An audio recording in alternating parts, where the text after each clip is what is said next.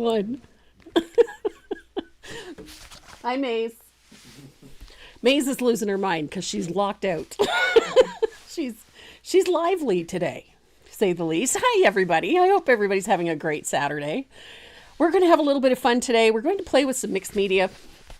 I've had a really weird creative week. Let's put it that way. It doesn't happen often that I kind of get stuck, but I got stuck this week. So the creative gods decided, yeah, we're going to make her struggle a little bit. So that is why I've been so late getting our project for this week out, because I have been creatively stuck. And I think now I'm unstuck. Hopefully. I think I'm unstuck. Anyway, so we're going to be painting a spring into mixed media. We're going to play with stamps. We're going to play with stencils. We're going to use some paper. We're going to use pens. We're just going to have some fun today with lots of bright color, because I chose some really bright colors for this piece. And we're going to stick stuff to stuff and just in general have a great time. And before we do any of that, we do have giveaways this week. I have a gorgeous set of Dynasty Black Gold brushes. It's a nice 3-brush set, and they're tucked inside a little Create bag, and we've added a few new goodies to the Create bag this week. We got some fun little keychains with a little, I don't know if you'd call that a carabiner, but little clip. You can pin it to your keys or pin it to your coat, whatever you want to do with it. So we've got a few of those little fun giveaways. Renee is going through the Create. So we got fun little giveaways for you this week. And I added a new pin to the lineup as well this week because I just thought it was cute and it was fun, and I thought you guys would enjoy it. It's called, they can barely see that. It says, I arted. So I'm wearing one. I have one right here, along with all of the others that I seem to have collected over the last little bit. So he's still going through the pouch. There's a bunny. Yeah, there's an Easter bunny on there. There's a snowflake.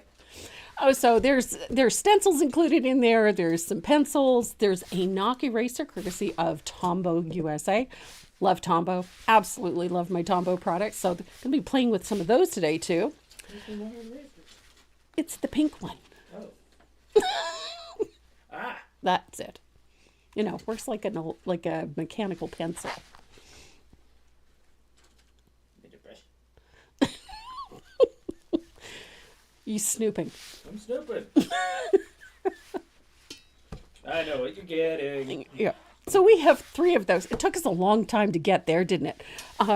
We have 3 of those to give away, and all you have to do to get your name on the wheel is to hit all the buttons, the like, the share, the say hi, join us in the chat, whatever you want to do. We're happy to have you. So hopefully everybody will join us today. We've got a bunch coming in. There's a few new names that I haven't seen in here before. They may have been here, I just haven't seen them. I don't often see the chat list, so where did it go? Oh. Chat's moving. Oh, yeah, I guess it is. Andrea George had a birthday this week.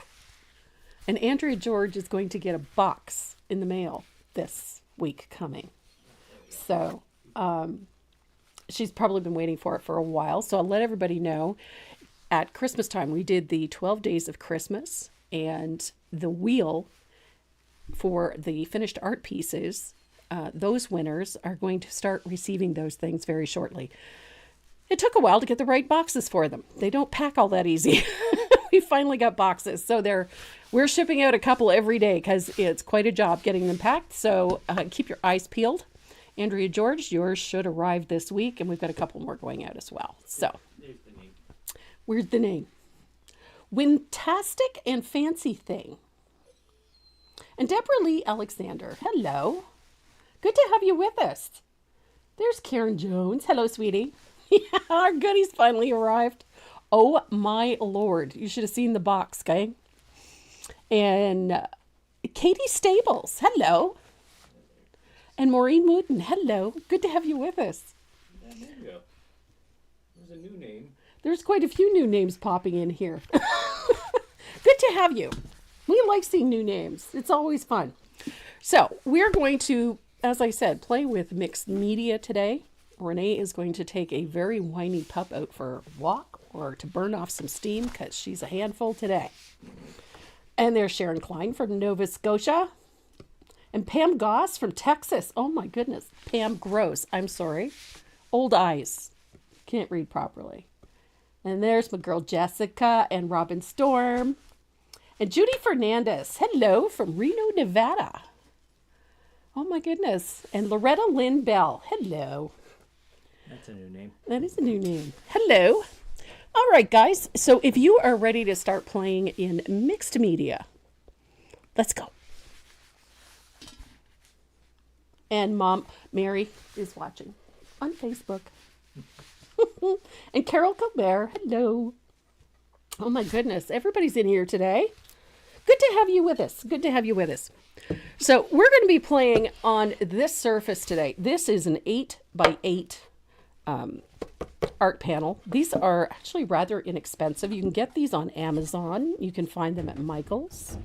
You can find them almost anywhere. Even dollar stores stock these. They're really inexpensive, but they make a really nice mixed media surface because they're quite stable, and they're excellent for this. So this is what we're working on today, and this is what we're aiming for. Something bright and colorful, very springy.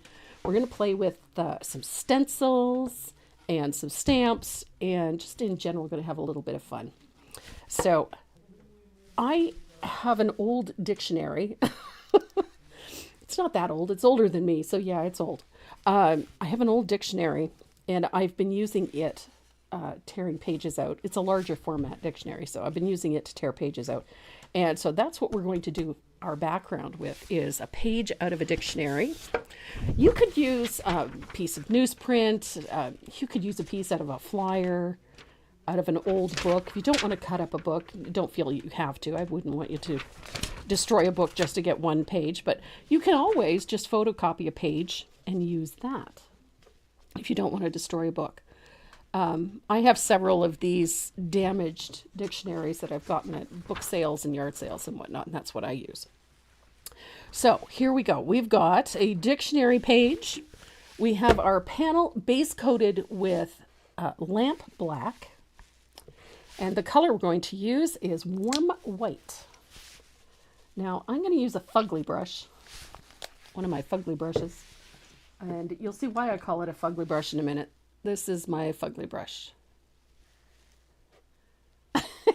Yes, Anne, we needed some bright, sunny, pretty bright colors after it's been a dreary winter for a lot of us.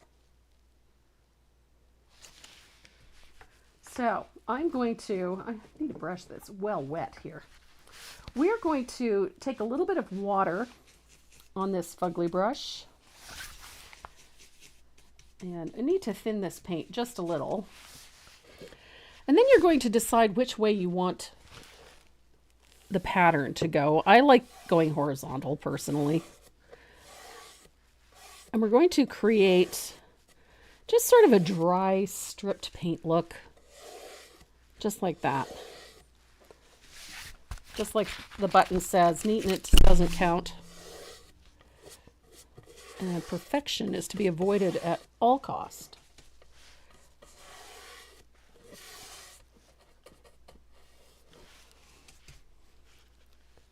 Just like so. So I like it when things are not absolutely perfect. It just makes them more interesting. Especially artwork. When you see things with wobbles and bobbles and textures and whatnot, it just makes it look more interesting. Donna. Oh, Margaret, thank you. That is a Montana sapphire. That was my birthday gift from my husband. He's very good at choosing jewelry. Very good. So, that's about all we really need to do for this. Good morning. They knew what you were talking about when you called it a fugly brush. Stuart's very good. He knows me by now, so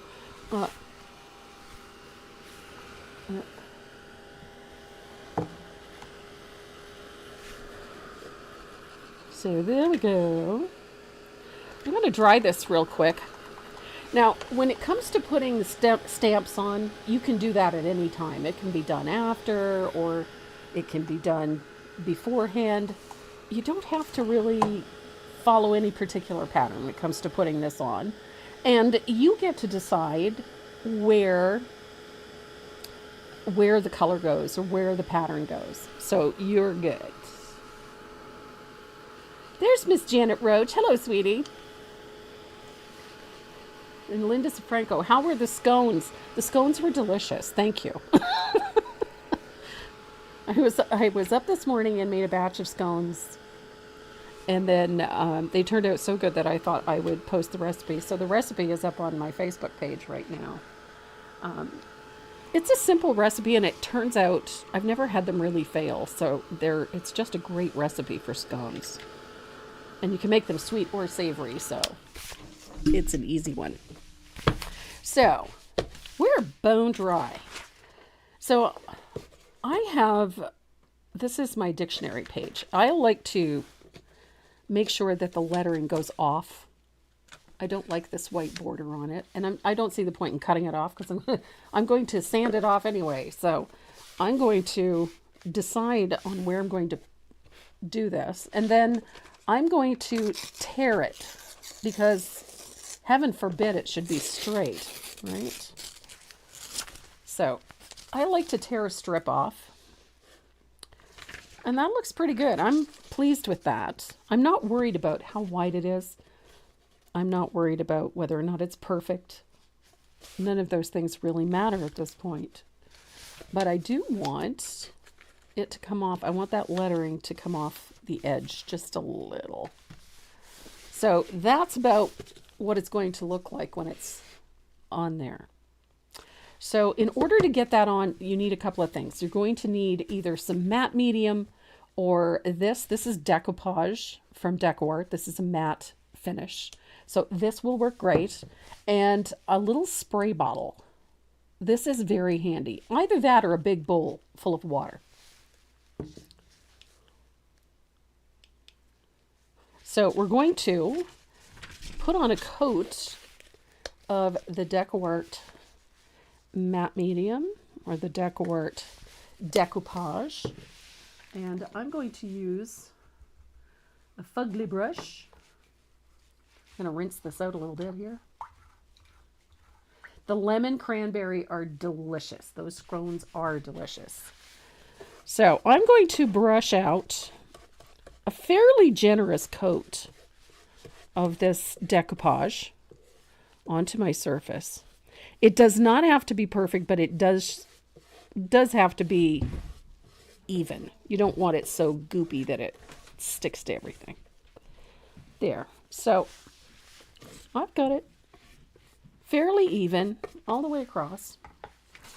Then you're going to take your paper and your spritzer and you're going to saturate your paper with spraying it with water on both sides. So can't do that on camera or I'll have water everywhere. But you want the paper wet. So it should be fairly floppy by the time you're done with it. So paper is wet, wet, wet. And I'm going to drop it onto my surface like so. The nice part is when this paper is wet, it stretches a little bit. It also moves easier when it's wet. So I'm going to make sure that my lettering goes off the edge on both sides. There we go. And I'm going to grab a brayer. Now, if you don't have one of these little mini brayers, you can use a paint bottle. That'll work really well.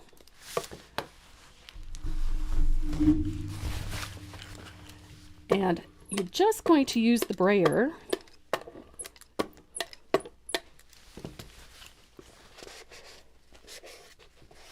to roll the paper down. And then take a piece of like shop towel or a damp cloth and to wipe, because you're going to get a little of that medium ooze out. So just wipe it away like so. Now this, by using the brayer, It keeps the paper nice and smooth. It removes any ripples. It removes any bubbles that are in the surface. And so you end up with a really nice and smooth and tight finish. Now, here's a really great trick. If you take a heat gun to heat set this, that moisture causes the paper to shrink as it dries. And so you end up with a nice, smooth, and tight finish. It's going to stick nice and tight.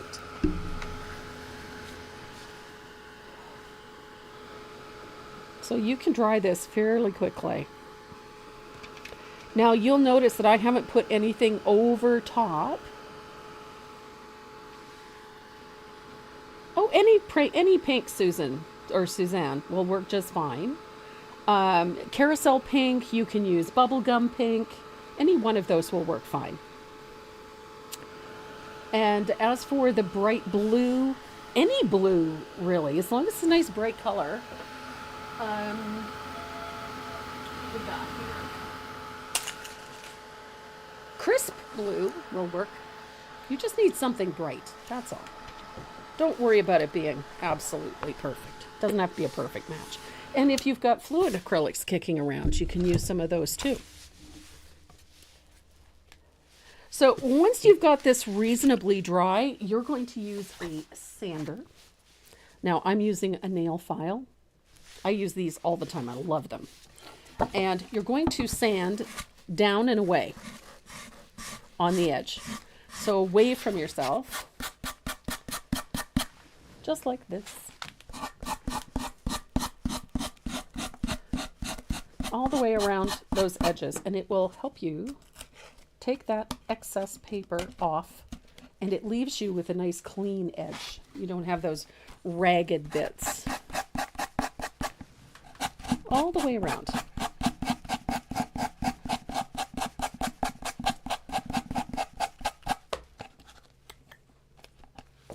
Missed a spot there. Here we go. Da-da-da. Look how nice and smooth that is. And I'll just finish off this bottom edge.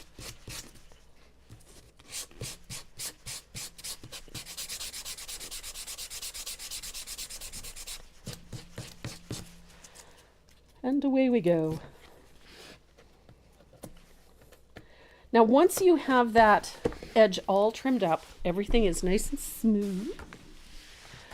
We're going to put a thin layer of decoupage over top of everything. And pay particular attention to those edges, on the outside edges and the corners. Make sure you've got some on those edges. That will ensure that it stays on there nice and tight.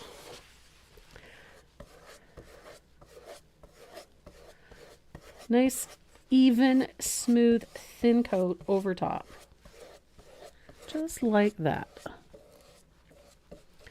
And we've got those edges nicely sealed.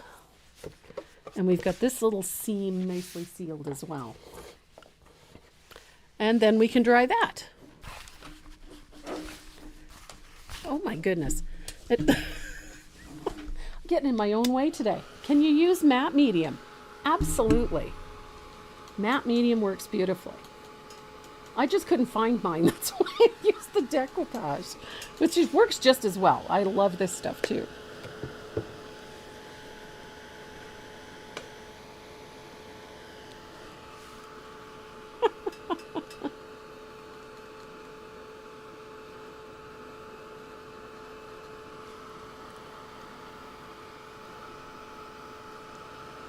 Oh my goodness. We have missed you, Janet.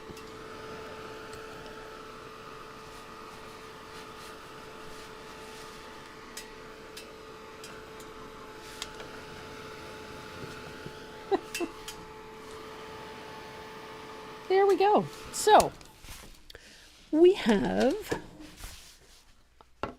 our side done. So it usually takes a little more time for that to dry, but we're not having to worry too much about this right at the moment. We're going to come over to this side And I grabbed a selection of stamps. I wanted some that had script, a little bit of pattern.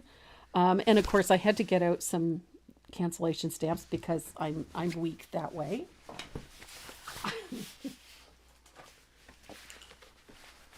What is this? I am so glad we can't get rid of you, Miss Janet.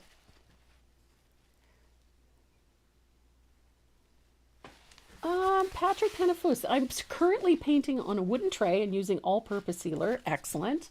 What should I use to paint on a plastic plate or tray? Patrick, if you're working on a plastic, I'm going to make a suggestion. You can use DecoArt's multi-surface satins, or you can use the adhesion medium. Either one of those will work. You can use the all-purpose sealer as well. I just find that it's not nearly as stable on plastic as the adhesion medium is, or the multi-purpose satins or the multi-surface satins. Those are far more stable on plastics. Yep, the paint adhesion medium works beautifully on plastic. And you have two options. You can either paint the surface with the adhesion medium or mix it directly in with your paint. Either one will work just fine. Hi, Carrie. And Sharon Wagner. Hello. Oh, you're welcome. I'm having fun with this. So I have a Stays-On stamp pad. You can use any stamp pad as long as it is a permanent one. Or at the very least, with a solvent-based ink. If it's water-based, it'll have a tendency to come off. Let's see. Oh, you're welcome, Patrick. If not, let me know. If you can't find any, let me know. So we have a nice little surface over here. I'm using a Stays-On stamp pad. I'm using one that is brown, a dark brown. You can use black. I just happen. You know why I use the brown one? Because it looks like asphaltum. That's why. In case you were wondering why, why I do the things I do, this is one of them. Okay, there's a reason of why I'm not a paper crafter, because I'm hopeless with these things. So I'm using my Stays-On stamp pad, and I can't tell if this stamp is upside right or what, and it doesn't matter. Okay, I got it right, whatever. And I'm a fan. I also use it so that it fades out a little bit. I like that. So I have that one. I don't know what this is. This is just some fun little stamp that I had. I have a box full of stamps. Pigment stamp ink will work. Yes, should. It's permanent. So there we go. I'm going to make sure that's loaded. And yes, you can put them wherever you want them. It doesn't matter if it overlaps with this. Don't worry about that. And then I've got this. This is from my grunge set. I really wish that I could find something similar to this. I love my grunge set, but Stampendous is no longer in business. So I have been going through all of my Tim Holtz stamps, which is quite a job, I can tell you. I'm going to put a little bit of this down here. Oh, I love that stamp. I'm going to put a little bit of that up there. And I desperately need some cancellation stamps in here, because I'm weak. I love my cancellation stamps. And they're so fun in here. And I have this little one that I really like too. For those of you that don't know, I have an obsession with cancellation stamps. Don't ask me why. I have no idea. But that's what I like. I just want to sort of fill this up with some interest. I know, Deanna, I love this one too. I just want to fill this up with a variety of visual textures, essentially. I'm not really interested in creating a perfect image. I'm more interested in just creating a little bit of visual texture. That's all. And I think I'm happy with that. You can always bring some of those cancellation stamps out over in here if you want to. You don't have to. You're not obligated in any way, shape, or form to just keep it here. You can bring it over. It's your piece. You can do whatever you want. There's Anne Burling. You know what, Diane? I don't worry about them blurring. I'm not looking for a perfect transfer or perfect image. I'm just looking for the general shape. And if they're smeared a little bit or blurred a little bit, what does it matter? It's in the background, so I'm not really concerned with it being perfect, which is half the fun. Neatness doesn't count, and perfection is to be avoided at all cost. That's the whole idea. So you can use a variety of stamps that you have kicking around. You are not obligated in any way, shape, or form to use exactly what I have. If you've got stamps that you prefer, say you're obsessed with butterflies or bumblebees, you can use stamps. Put those in there. You don't have to do it exactly the way I've done it. So I'm going to bring in a little bit of text because it's me. I like a little bit of text in things. And in my original, I used the word peace because I think we could all use a little these days. So I'm going to shake out my alphabet here. These are fun. I got these ones from Michael's. These are a recollection set. I still see them in Michael's stores on a regular basis, so they're not hard to find. And they're not horribly expensive, to be honest. Here we go. So I've got the letters for the word peace. And I'm going to grab my stamp pad.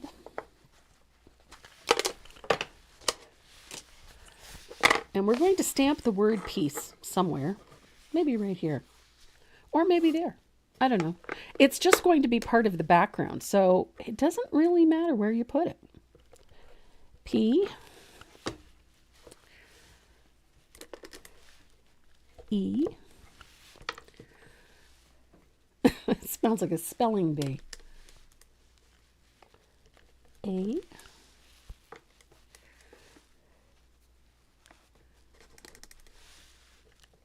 C.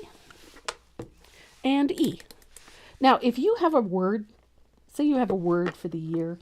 I know a lot of people do that. They choose a word that they want to, start their year with and work towards to sort of give them a goal through the year. I'm leaning towards the word peace. I think we all need some. So, and I don't mean that in the sense of, no war. I think that one is perhaps a little unrealistic, but I think just, a little personal peace of mind, a little comfort, the kind of peace you get from sitting down with a cup of tea and a good book. A little bit of peace. The peace you feel when you're working in your garden or playing in your studio. I think we all need that. Especially right now. Tensions are so high everywhere. So we need it. We need to offer it to each other. So this is how I'm doing it. I'm getting my peace by playing in my studio and sharing with my friends. That's how I'm getting my peace. Inner peace. There you go. We all need peace. Yes, we do. It is a calming word. I like it. So that's my word. So, as I said, you can use whatever word you want. And if you're anything like me, okay, yes, I'm a little OCD. I got to put them all back in the thing. Otherwise, they'll be everywhere. And this studio gets into enough of a mess without my help. So, I have my word. And I tuck it down into a little out of the way place. Because quite honestly, it's not the subject of this. It's part of it. And yeah, you can tape them together to get a nice straight line. That's a handy way to do it. A little bit of painter's tape will do it. If you want to get them nice and straight. I like winging it. I like winging a lot of things. So there we go. We've got our stamps in place. We've got our lettering in place. And now we're going to play with a stencil. So I've got my favorite stencil brush. This is my 1-inch Dynasty Stencil Pro synthetic stencil brush. I love these. And now I got to find my stencils. Where did I put them? I had a pile. Here they are. I just went digging through my little stash of stencils. Everybody has their favorites. Oh no, Margie. The ones I chose to use are these. This is Postal, which is M229. And the M221, which is the 1/8 polka dot. And this one here, which is the 135, which is the 1/2 inch Harlequin. And then I went digging through my other stencils. I found this one. I really love this stencil. This one is from Cupboard Distributing. This is in one of the collage stencils that she has there. I love this one. Again, hello. Cancellation stamp. I'm sorry, I'm weak. I have to have those. Anything with a cancellation stamp in it is, I have to have it. It's the way it works. So I wanted to put a fair amount of interest in that background. I want movement in that background. And this is usually one of my go-tos. I am a huge fan of Harlequin. It has a nice visual drive to it. It helps move the eye down. And that's one of the things I love about it. Because of that point, it forces the eye to follow it down. There's like a waterfall effect with it. So Harlequin is a favorite of mine. And it shows up a lot in the stuff that I do, especially in mixed media.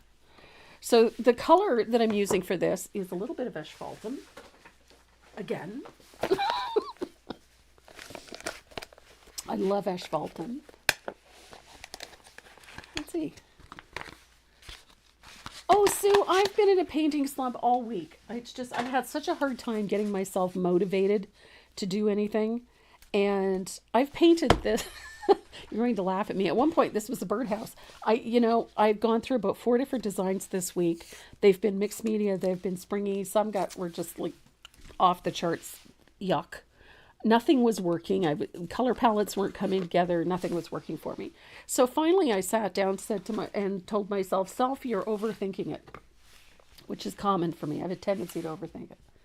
So I just sat down, started playing with color and stencils, and just went with it. And then I went, "Oh, tulips! We need tulips!" And so now we've got tulips. So this was cathartic for me to just sit down, start throwing paint at something. Kelly, that's so sweet. Thank you.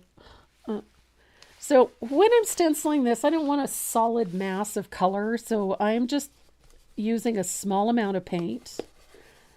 And I kind of like that it stays a little transparent. And I'm going to let the paint run out. I don't want it to be solid, if you know what I mean. And I don't really want it to be perfect. And I kind of want it to, some are going to be finished and some are going to be faded and some are going to just stop suddenly. And I kind of like that. I just think it makes for an interesting pattern. It makes things interesting. So, I like the way that looks. So I'm going to move my stencil down. I'm going to make sure it all lines up. And again, I don't want these to be perfect. And I'm going to come over here, and yes, I'm going to let some of them travel. Ooh, there we go. Look at that. A little bit. So this is what we get. Sort of this broken pattern that comes down. And I love it.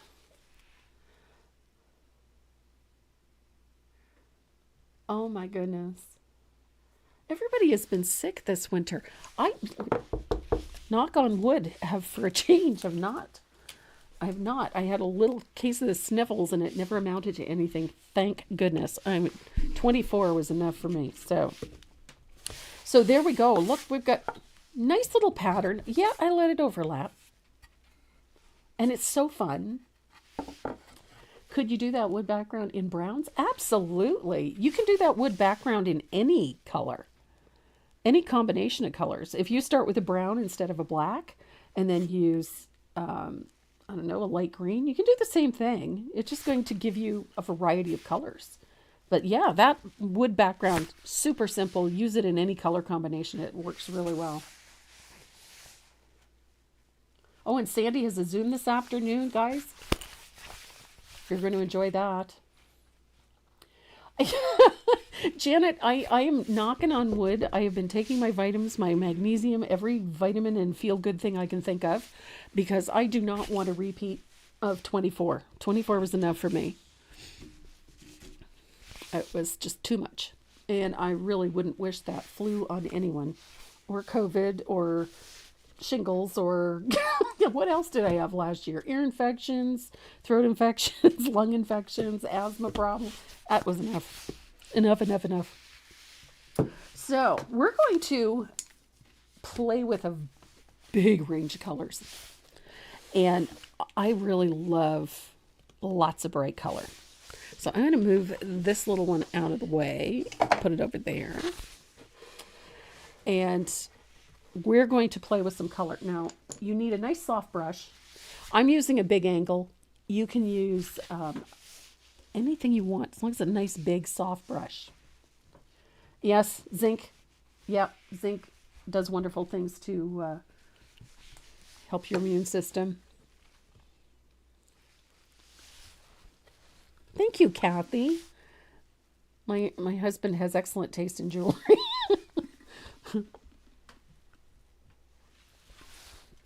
Fresh squeezed orange juice. Oh yeah, Carol.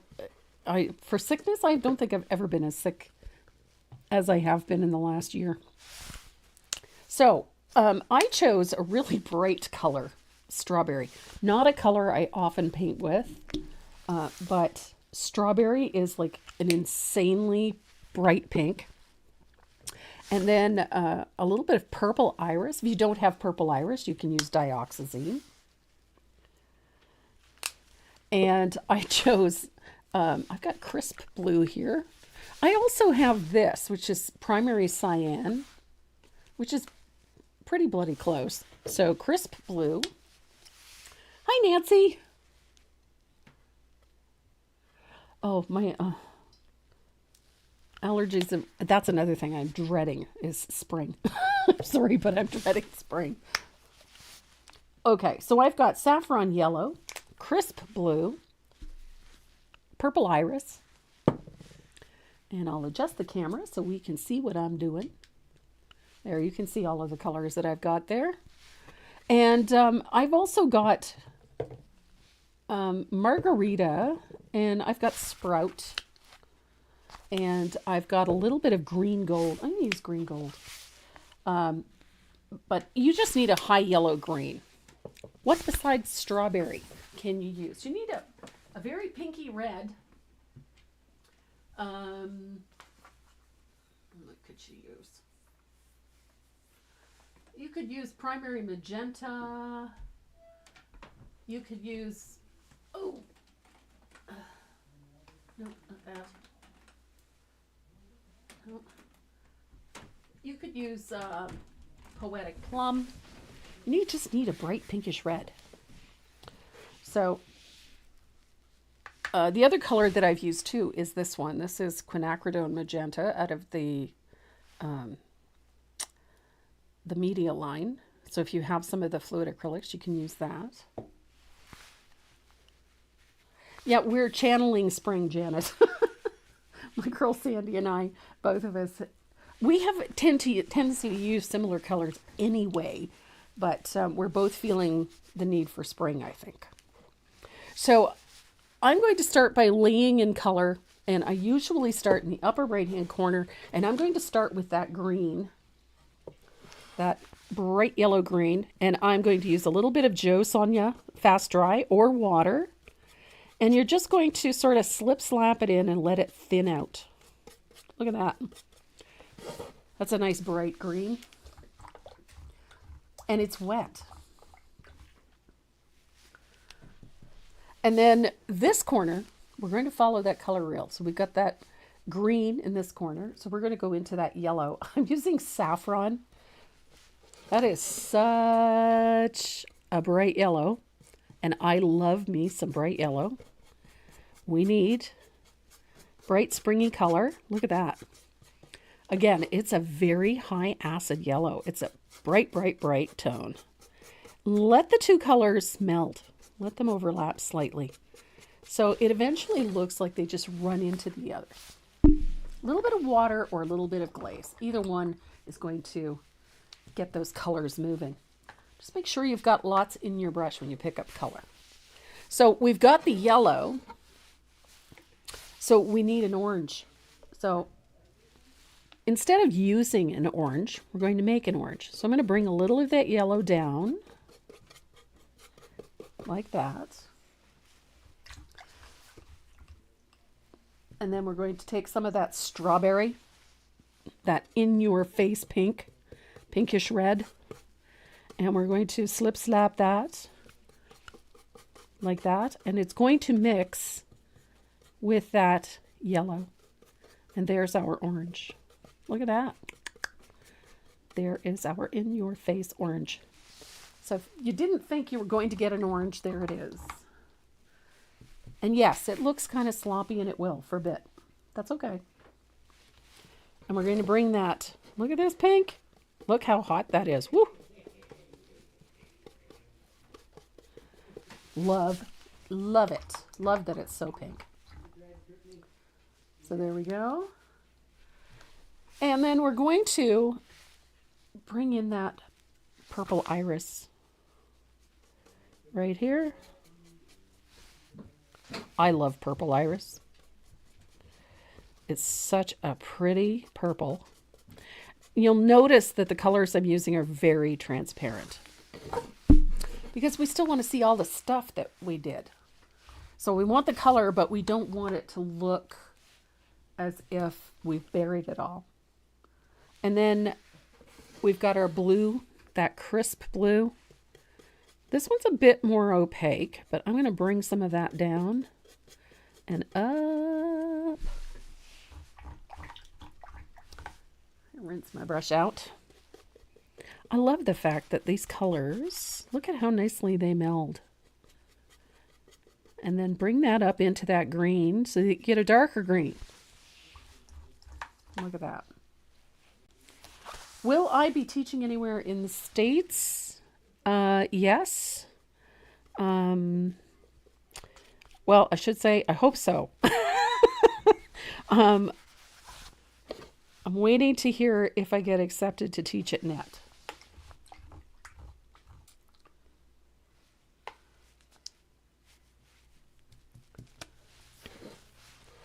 So I did submit a bunch of classes for NET, so we shall see.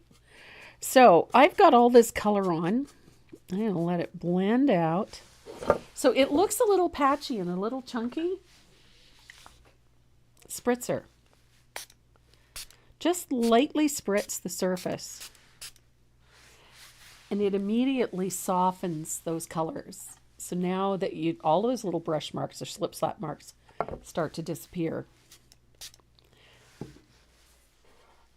And I love that look. Look at how blended that is. Love, love, love. So I'm going to rinse out my brush here.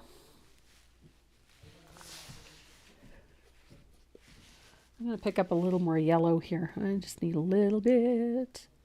I just love having colors overlap. Now at this point, you can decide if you want to intensify some colors. So if your pink isn't quite pink enough, this is where you can come back in with a little bit more. Like that. So you can make your colors a little bit brighter. And what I love about having done that stenciling first is look at how that stenciling changes with the other colors over top. So we got this more subdued, deep golden green showing up here, and then down here, that asphaltum turned into a deep dark red. So we got this wonderful tonal change happening because of that stencil. So let's dry this real quick, and then we'll have a look at it and decide if we want to do more. If we want more of the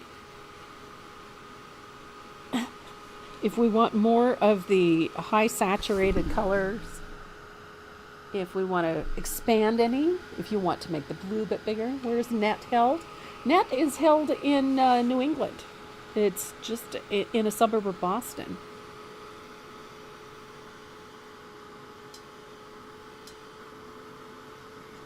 I was there just before COVID hit. I had an absolutely fabulous time when I was at Net. I was there with Dynasty. And we did a couple of lives from there for Dynasty, and we did a couple of demos and things like that. But I wasn't teaching. But I really...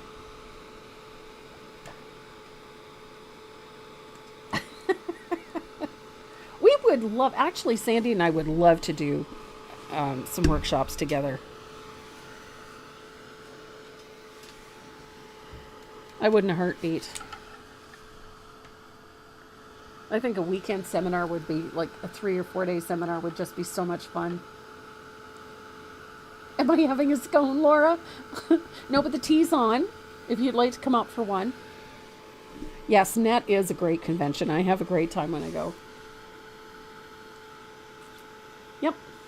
It's in Marlborough, Massachusetts.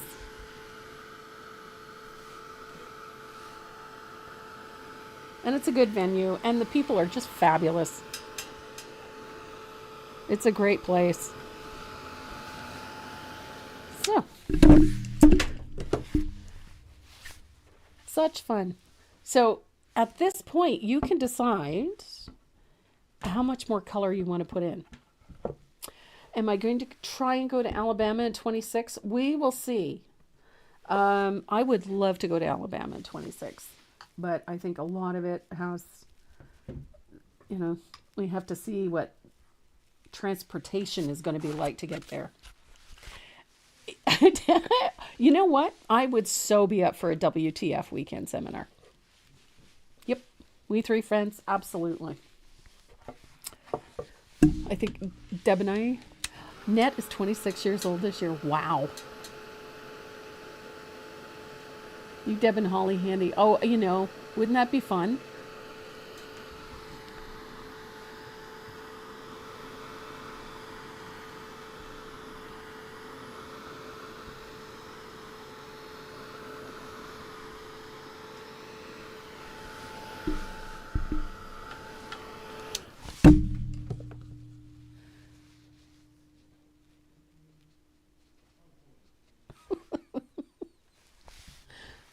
Where is...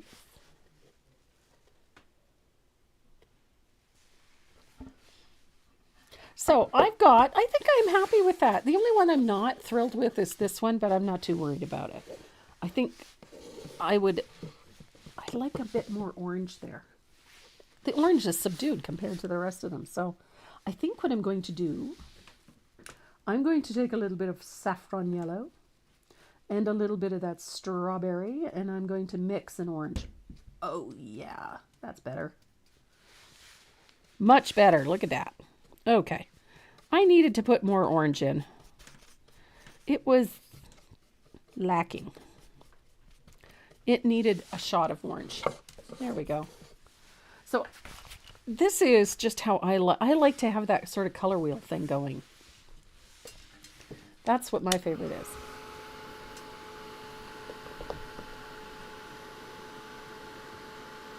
Oh.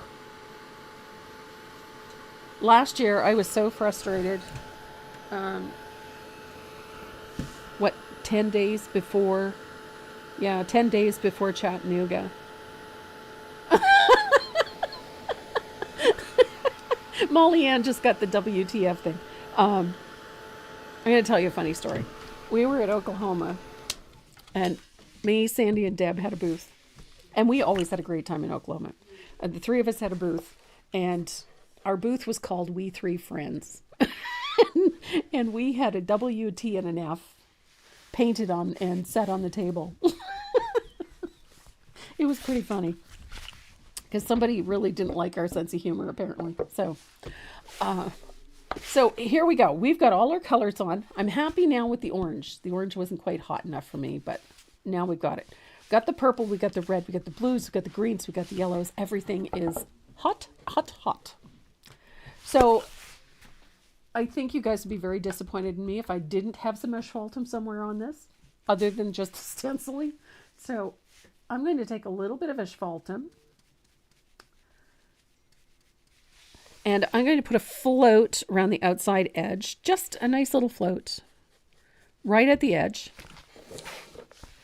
Again, neatness doesn't count. Perfection, avoid it at all cost. We just want to put a slightly darker edge all the way around. And I like doing this for a very particular reason. It just seems to amplify the colors in the center. Like all of the colors seem to jump a little bit because we put that little dark area at the outside edge. It just seems to make all of the colors a little bit brighter. I'm not sure why, but it does. So there we go. Such fun. There. So we've got a nice little bit of asphaltum around the outside edge.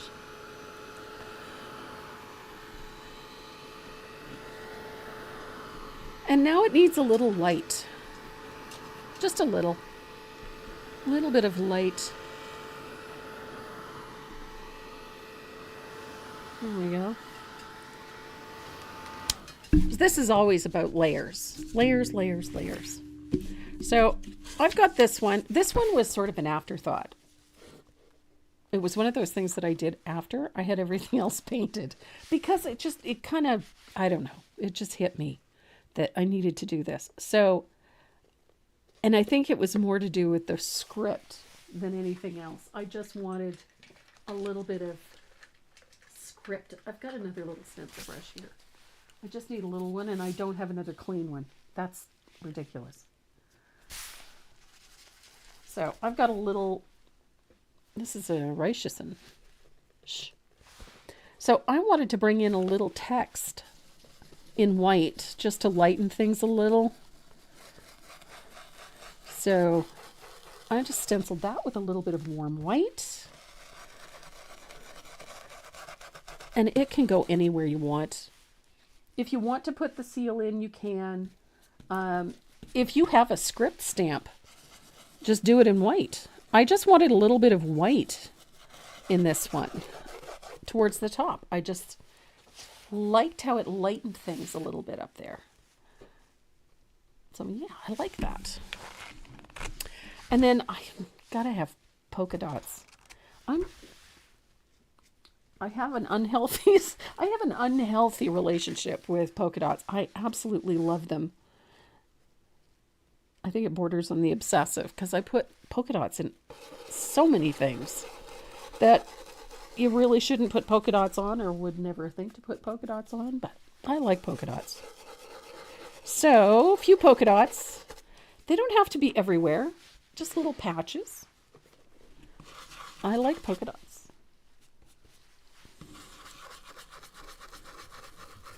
And they don't have to be perfect. And they don't have to be everywhere. They don't even have to be neat and tidy.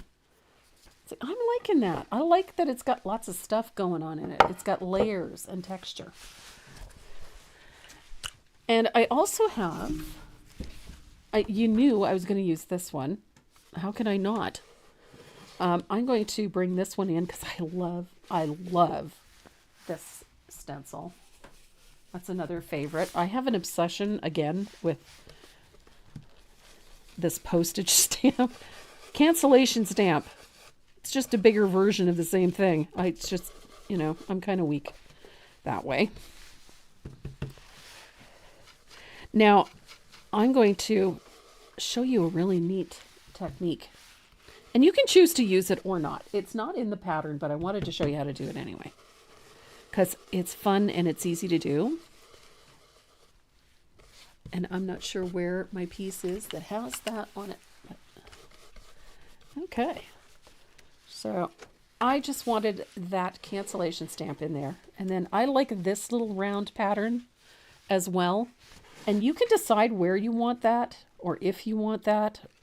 You can put it wherever you want or not. You can decide that maybe I don't really need that in there.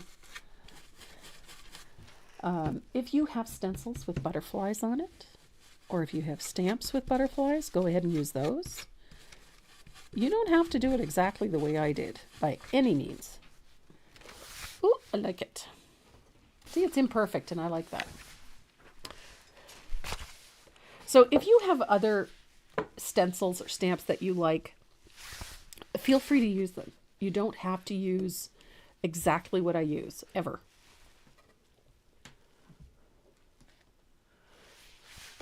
So I will tell you, I put all of the M Square stencils on sale for the weekend in case anyone needs stencils so that they can get a little bonus. And don't forget to use your coupon code. There is one up on both websites. So if you're on the Canadian website, your coupon code is True North 25. Don't forget to use that. So it'll give you an extra discount off of the sale price, so you don't have to spend a fortune. There we go. So I like all of the movement and textures and the stuff going on in there. So it's that layers, layers, layers. It makes things interesting.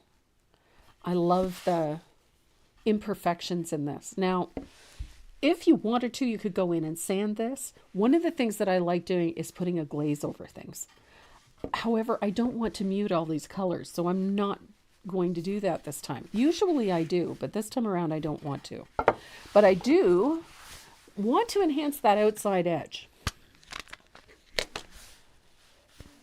I have a big giant one of these too, great big one. I love it. So I'm going to take my stamp pad and I'm going to rub my edges a little bit. I love that distressed edge. Yes, I do carry, it's a cancellation stamp, this one, right here. I don't have stamps on the site. I just have a collection of my own. This one I have in 2 sizes. So we have the M229 in this size. It has this pattern on it. And then we have a larger version of this one is the M282, I think it is. So, but as I said, we put all the stencils on sale, so if you need them. So I'm using my stamp pad. I like rubbing the edges. And I love that I can take a stamp pad and do that. So I get, you know, these smudges in there. And then I can do it at a sharper angle, get a narrower border, push it all the way forward to get those thick lines. I love that. And then rub the corners, rub the edges.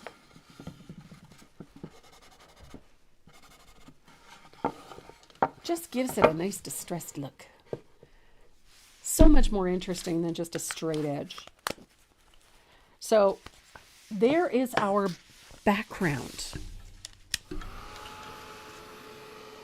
I love a good background. You can do the simplest things as long as you've got something really interesting to put them on. So keeping it simple design-wise, you can create the most gorgeous backgrounds just by mixing it up a little bit. And in this case, all we used was a bunch of stencils that we had in our stash, and it can be anything. It doesn't have to be what I used. If you prefer polka dots, use polka dots. If you want something really over the top and elegant, then by all means use that. I'm a firm believer that just playing with what you have in your stash will make a world of difference. So this is a great background, and you could paint almost anything on top of this. We're going to do tulips today, which are really simple. They're just a simple white tulip. We're using that strawberry color for shading and highlighting. We're not going whole hog with this. It's a very light, lots of layers of color, and you get so much out of it, and it will support almost anything.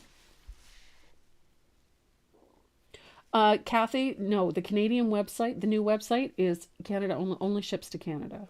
It's in Canadian dollars. And it has all the same things that the American website does, that the other website does. So, but it ships to Canada. It's for Canadians so that they don't have to worry about the exchange rate. So there is our fun background. I love the colors. And as I said, you can put almost anything on this. Now, when I did this one, I chose butterfly. for this. I kind of like butterflies, and it's so simple. What's for dinner tonight? We're having chicken cacciatore. This evening, it'll be yummy. So, little butterfly, and I opted to use that little polka dot stencil so that we're tying this design element to it. And I use the polka dot stencil on the tulips as well, just for fun.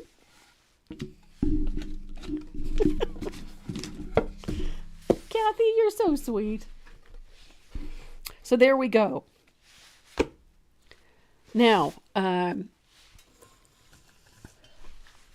we're going to, I love that this, see, same process, but no matter how you do it, they always turn it a little bit different. So if I have less black back here, the yellow is going to be brighter.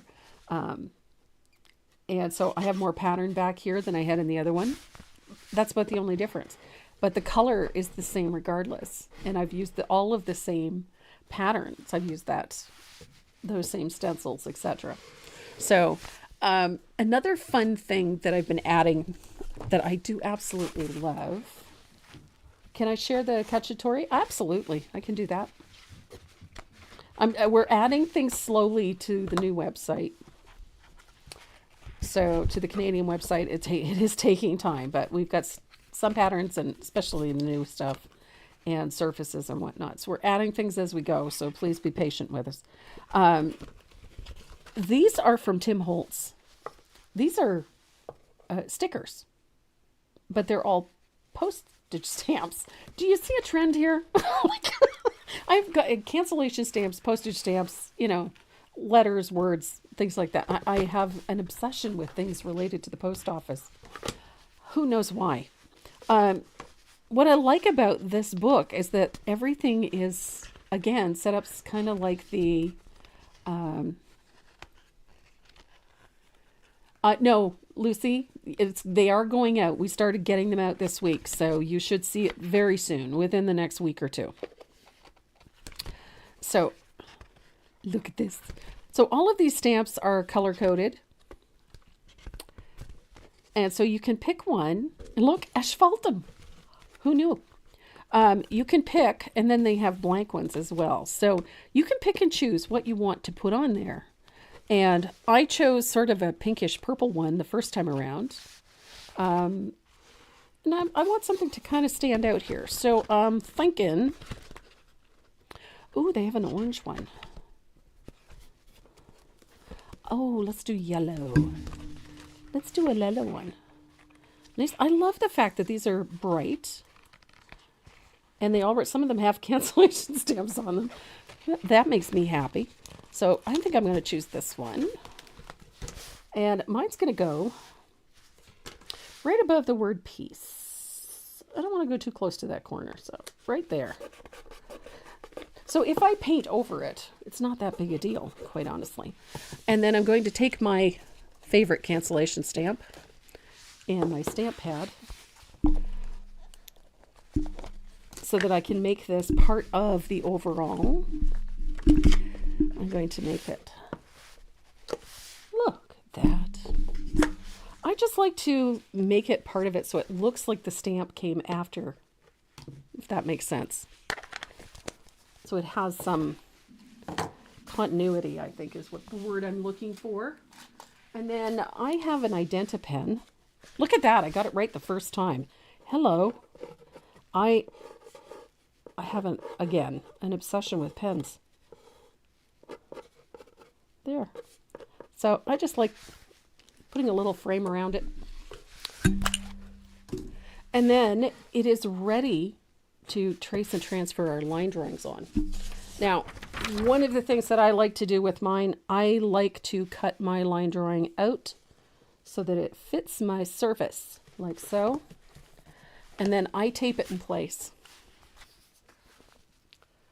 And you might have noticed I'm not painting any lettering on this one. That's odd for me. Usually putting lettering on things.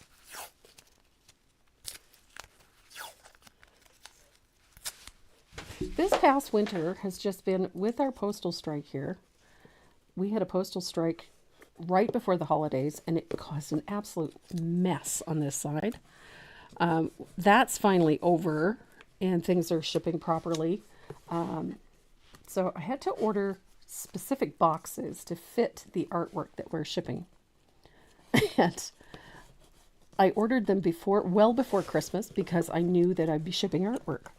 Well, the boxes arrived after the holiday. So we finally got the boxes and I didn't unpack them until the holiday and everything was over. I took the boxes out. They were the wrong size. So I had to ship them back. So I sent the boxes back, ordered another set. They sent me the wrong size again. So last week I finally got the right boxes. So now we are packing them up and it is not an easy job, I've discovered. So I am late getting things shipped out, but we are getting them shipped and it is a job to pack them. So we're packing like 1 or 2 a day and getting them out. So please be patient. We are trying to get them out of here as quickly as we can because they're taking up a lot of space in here. So are these bloody boxes. So I've got a piece of white graphite. I think white's probably the easiest to see. And I'm going to use, hi Nancy. I'm going to use my red gel pen to trace everything out. And again, I'm not really worried about neatness for this part. As long as it's reasonably accurate, I'm not too concerned. Just want the general shape. I'm not worried about the details because we're going to put those in anyway, so. Which is why I leave my piece taped to my surface. So I'm going to get my tulip on here. Fast and dirty. That's what we're going to call this. Fast and dirty. Now, the reason I use a red gel pen, I use a 0.38. It's a very fine. I don't use a stylus because I really hate the thick lines that a stylus leaves behind. So I tend to like the finer lines. It makes it easier to erase and to clean up. Also makes it easier to paint over if you're doing it that way. So I'm going to trace on my leaves.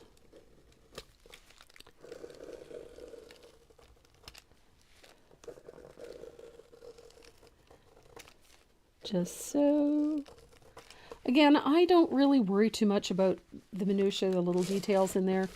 It's not really all that important at this stage of the game. But we will put them back in at some point. But that's why I tape my line drawing to my surface. Because I absolutely detest having to retrace things, line things up and whatnot. It drives me batty, so. And I have very little patience for it. So I like to get my line drawings on, like as quick as possible. And I can put the details back in after the fact.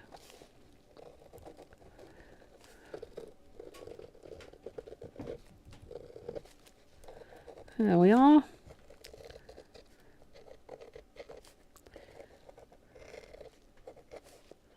As I said, we're not going to worry too much about those little details.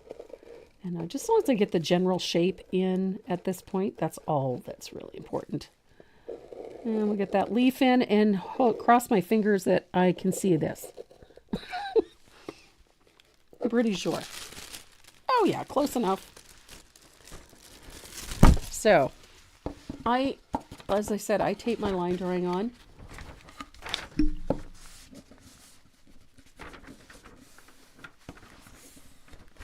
And I can flip it over. And we're going to a base coat. I'm going to give myself a clean palette so that I don't have, because I will end up putting my arm, my hand, or my clothing into the paint. That's just a given. So a little bit of warm white is our base color. And I'm giving myself a new brush today, a brand new round. It's a number 5, my favorite round brush. Giving myself a new one. I was trying to paint something the other day and realized that my white transfer paper, this is low Cornell. Not low Cornell. Oh my goodness. Not low Cornell. Hang on a minute. This one. Sorry, Royal Langnickel. Oh, my stars and garters. Yeah, Royal Langnickel. It is kind of quasi-transparent, I guess. That's a very well-worn piece. So we're going to base coat our tulips with warm white. And I'm going to show you how I base coat. So I've got a little bit of Jo Sonja's in my brush. And I'm going to have a closer look at this because I can hardly see that. There it is. Okay.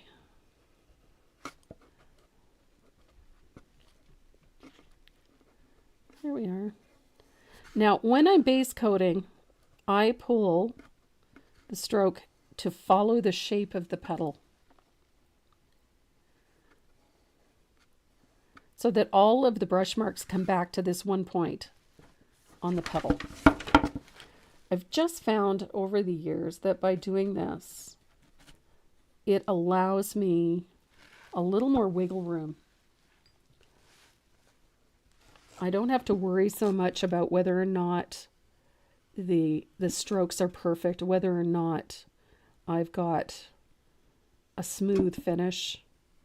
Those things cease to matter all that much, because if there's brush marks, they all come back to where the vein lines in the petal would be. And I've always found that as long as it follows that shape, it just makes everything simpler. And if there are brush marks in it, then they fall into the pattern of the petal. I'm trying to see where that petal is. Good heavens. Not so simple. Not so simple. Oh, there it is. There's the petal. I also like to leave a little space between. There it is. Okay. Good heavens. Not so easy to see. I probably should have used a darker graphite, but that's all right. We will make it work. So I like to leave a little space between each of those petals so that they're somewhat separated. And I rarely use more than one coat of color. And those of you that have been painting with me for a while know this. And it probably drives you crazy, but I've always found that it just seems to work for me.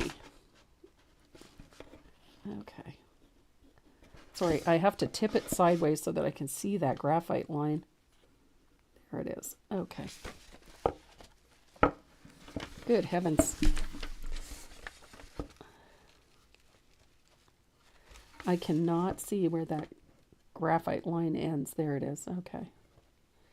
I have to tip it up a little bit so I can see it. So bear with me. And then there is that little flip over on the petal right there. And I leave a little space for that as well. And then we have a little piece in here.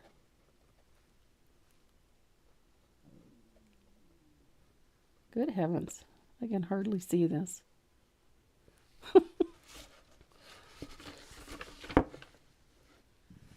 And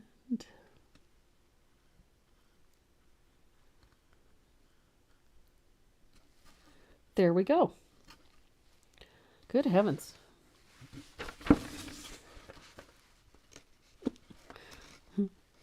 So there's one tulip. Oh, good Lord. It's not the decoupage medium. I'm just I think my transfer paper is just about had the biscuit. Tipping that just allowed me to see where the impression is what So it is looking at it from a different angle makes a difference. So not necessarily the easiest way to do this, but it works.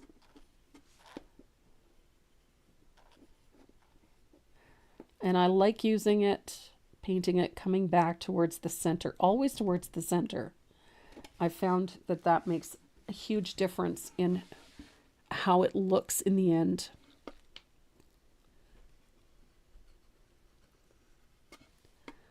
So down to the center.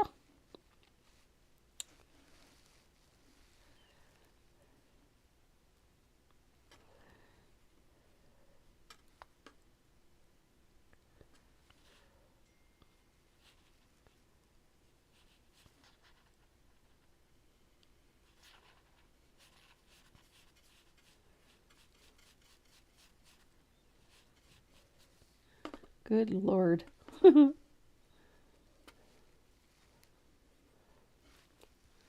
These eyeballs are not happy with this white graphite paper today.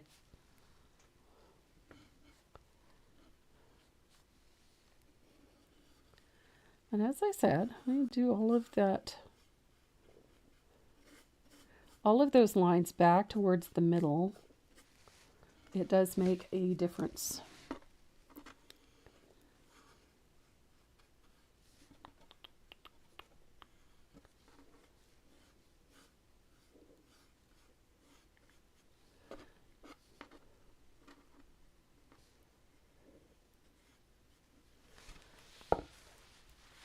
And then we got a little petal over here.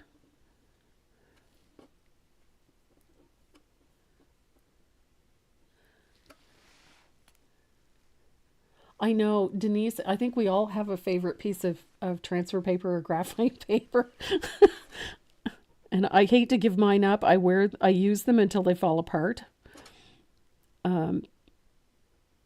First of all, because finding your preferred brand has never been that easy, I've found. And I'm particular. DecoArt used to make my favorite, and they don't make it anymore. So.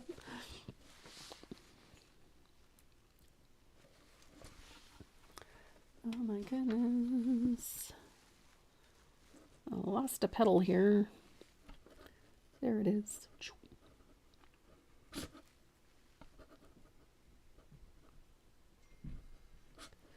There we are.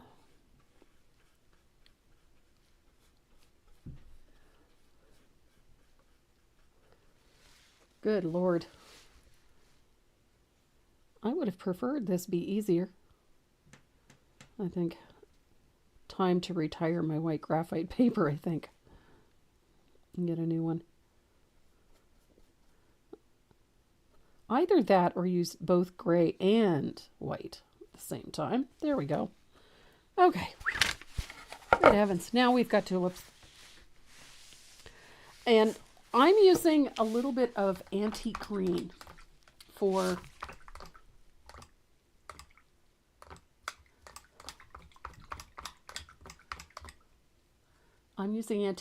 the leaves. I know many years ago, I was taught something, and I'm going to show you something. I was taught a trick with a brand new sheet of graphite paper. This one is not new, but I'm going to, just to show you. It's very shiny. And I was taught this years ago because that first couple of times you use it, it's extremely dark. And it also is hard to get off. And I was taught to take a piece of paper towel or shop towel and wipe it off because there is a coat of wax on it. And if you wipe it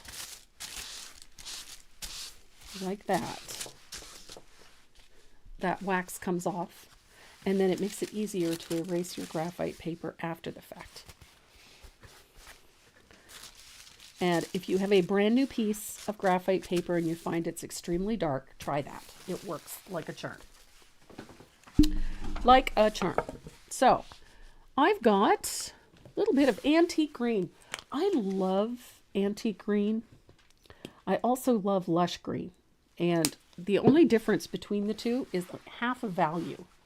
And the lush green is a little more opaque. But I'm a huge fan of antique green. And it works nicely with this.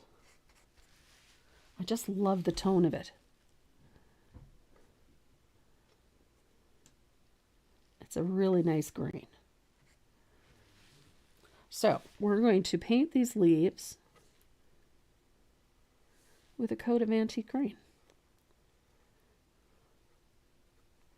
Now, you can use one coat or two. Either one will work. I very rarely use more than one coat, usually because I'm doing so many coats of color over top of them, so I don't really worry about the base coat being completely opaque.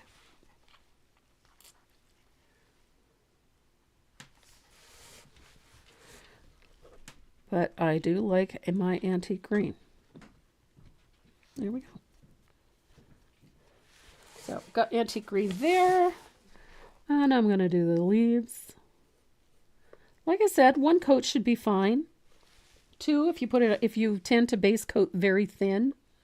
I do not. I tend to be a little heavy-handed with the color, so usually one coat is sufficient. There we go.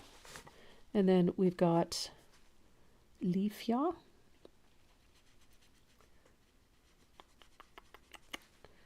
And then we have the stem. I'm just going to paint that in like that. So we have leaves. Blue transfer paper is popular. I find it's hard to get. Sorrel is another one. Sorrel is a good one as well. Yes, if you don't, that's another thing, is you'll end up with graphite paper everywhere, smudges everywhere. So it's a good idea to wipe it down. Any idea what decor art will tell it? I'm not sure, Janet. I'm not sure. They will get around to it, but anything they do discontinue is going to be at least a year and a half out before they come off altogether, because they still have inventory. So, but I know it's nice to stock up on your favorite colors. I generally stock up on all my colors, so I'm notorious. I usually have a full cabinet of my most used colors at all times. So, just going to crisp up some edges here. Some of them are looking a little ragged. Here we go. Okay. So, we're going to start with the petals. I'm going to, now that I've got them placed, I'm going to come in with a little bit of warm white. And I just want to make sure that I've got smooth coverage, not necessarily opaque, but smooth, meaning that I don't have, a ton of harsh brush marks. So I'm just going to smooth things out a little bit. And I'm not overly worried about the details. Cleaning up some edges where I might have gotten a little heavy-handed, a little aggressive, because that's me. But again, I'm not too concerned with whether or not these are fully opaque. I just want to get clean edges.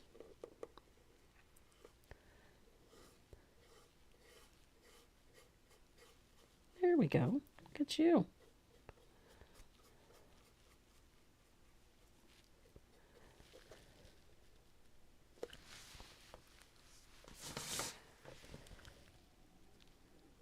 I kind of like that my petal went over my stamp. Looks a little less contrived. And I am going to put some polka dots on my petals because I can. I like polka dots.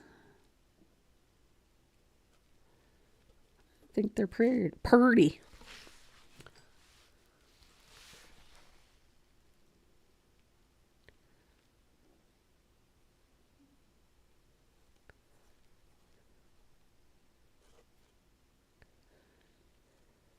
There we are. And then we've got this little petal here. Now this one has a little turnover on it. There we go. I almost painted it out, so I want to make sure that it's there.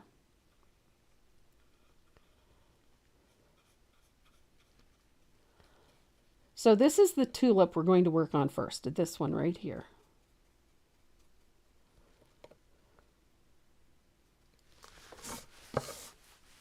I like tulips.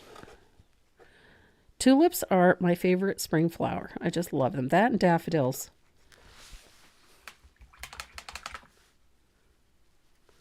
So I'm going to dry that, and we're going to add a few little polka dots.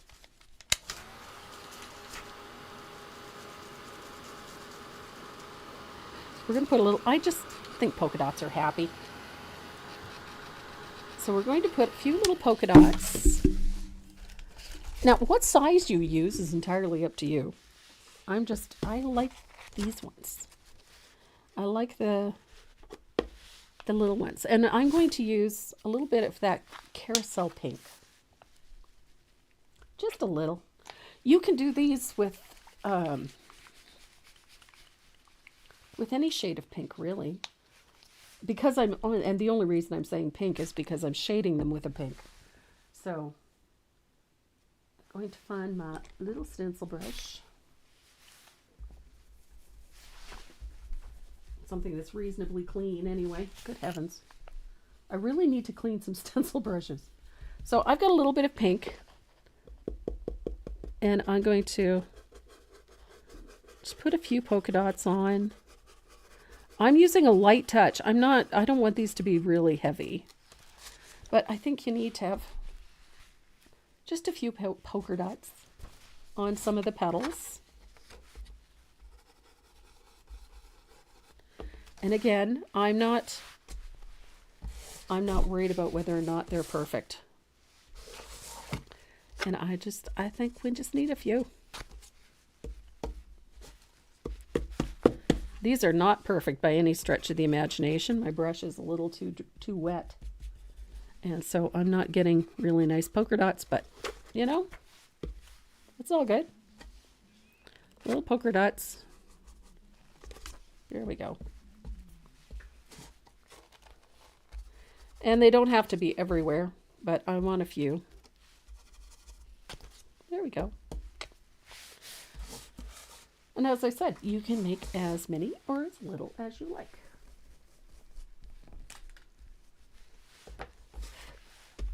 So we're going to start by shading our tulip. Now, this tulip has a little piece in the center here, that little pod that we get in the center of the tulip, much like a poppy does.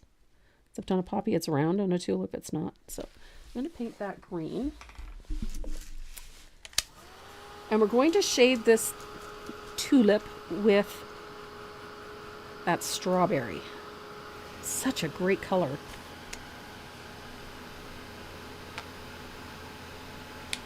A little bit.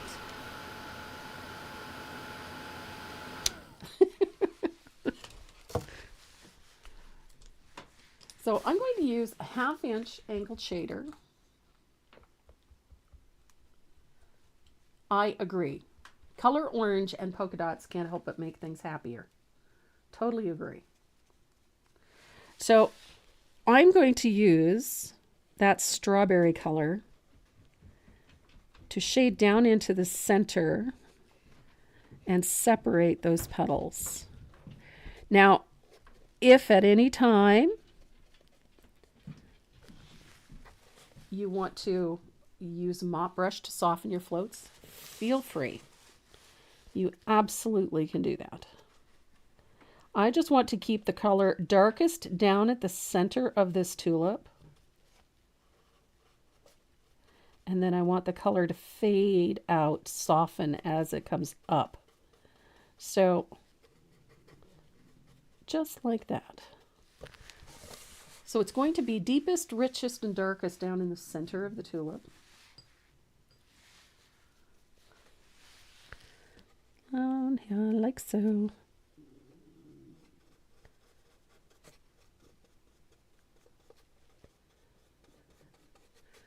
And then let it fade out as it comes up so that you have that nice bright pink down in the center of that flower.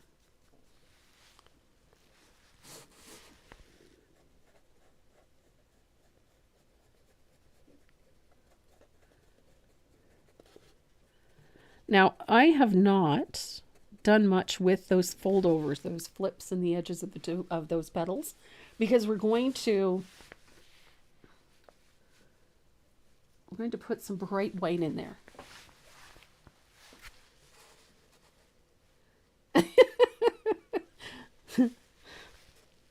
It's nice to know the dogs are interested in my voice. So, and then we're going to take that color up underneath here, shade underneath, like so. So this is a very loose method. We're not looking for perfection. The fun thing about mixed media is that it's not intended to be perfect. You're using a variety of media to achieve something. And in this case, we want this to have a spring and fun look to it, but it doesn't have to be perfect. So we're going to put a few center veins in these petals, and I'm going to use that same color. I'm going to thin it out a little bit, and I'm going to pull a center vein all the way up to the tip. Look at that. And I'm going to do the same thing here to the tip.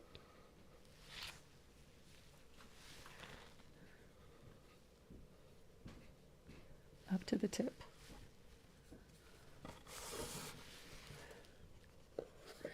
This is a very forgiving means of painting these tulips. So there's that center vein. And I love this color, this strawberry.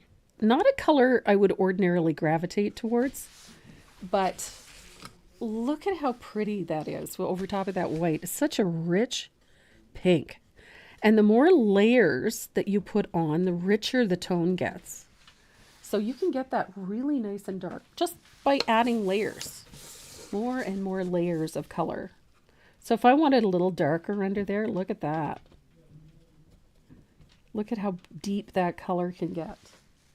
Layers, layers, layers. It's so nicely transparent that you can really pile it on until you get those nice deep tones. Till you get those nice dark shadows. And all that depth that you wanted in there. And then you can put little veins. Look at that. So there's our little vein lines in those petals. You can get an awful lot of depth very easily. Stand that brush up on its chisel edge if you want to put in a few little vein lines on your petals. Look at that.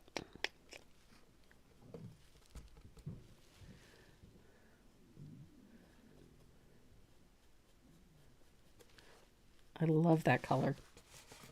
So it looks a little chunky, little washy, wishy-washy. So I'm going to show you a really neat. Take your angled shader and a little bit of your base color, which is that warm white. And we're going to use that to give our edges a really nice crisp look. And at the same time, we're going to highlight the edges of that and over here. That little float of white, when it goes over top of the pink, mutes the color a little, but it also gives us a nice soft highlight. at the same time. So that's one of the reasons I say I don't really worry about getting that base coat absolutely opaque, because we're putting so many layers of color over top, including that white. So watch this petal right here. We've got a nice little shadow there, but we need a nice bright highlight on it to make that shadow stand out. So I just float a little bit of that warm white onto that center vein opposite the shading. And that little bit of warm white. All of a sudden we've got a nice soft float, and it doesn't need to be fully opaque. There's that highlight. Nice soft float.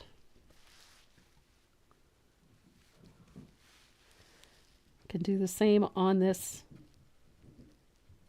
little flip over here. Put a float of that warm white on the top edge and it becomes crisp and clean. Just sharpens the edges of these flowers nicely.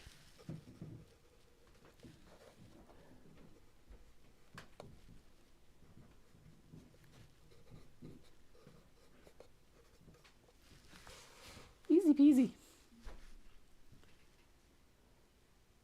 Oh, that would be fun, Linda.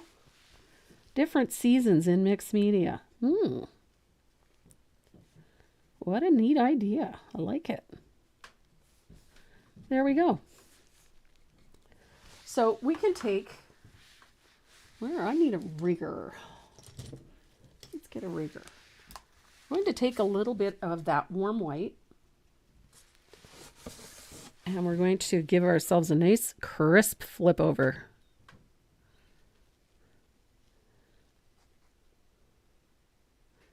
Using warm white. There's that nice crisp flip. And we have another one over here.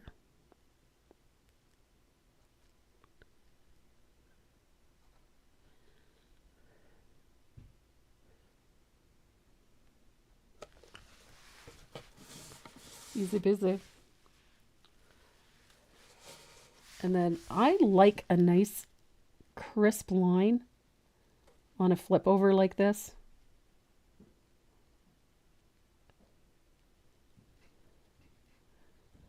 Having that little bit of bright white on top of that really defines the shadow underneath it. And then I'm going to take a little bit down the side as well.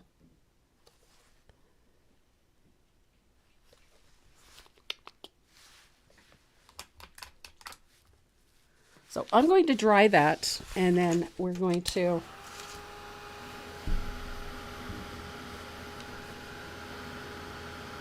add a couple more shadings to this, just so that we get a nice deep shadow, especially in the middle there. We need a nice deep shadow in the middle.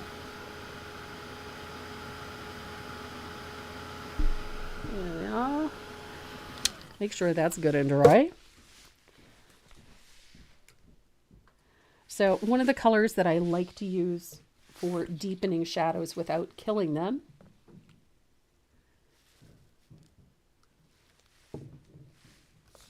is there a stencil somewhere from Mi Buela? No, sure is not, I'm afraid. That is actually, on the pieces that I've done, it's been hand painted. So I'm using a float of asphaltum. I know, you're shocked. I like to take that down into those deepest areas of the flowers, just to deepen it. That little bit of asphaltum, look at how nicely it deepens that shadow. And underneath that petal, like so. Wherever I want the deepest value of that pink, I'm going to put a float of thinned asphaltum over it.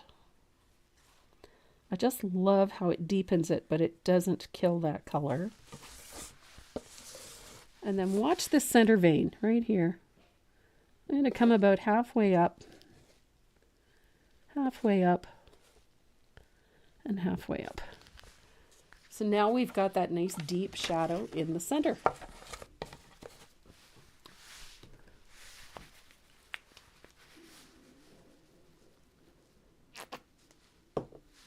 Now I'm using a little bit of black green to shade under the leaf, or under the petal on the leaf. Good heavens. Like so. And the same here.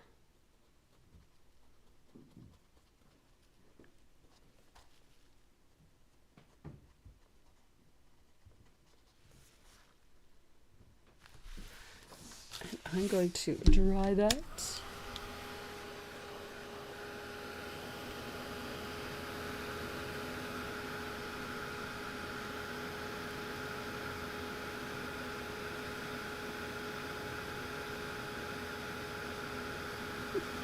I love mixed media. Sometimes it's just the ability to play with a whole bunch of different things.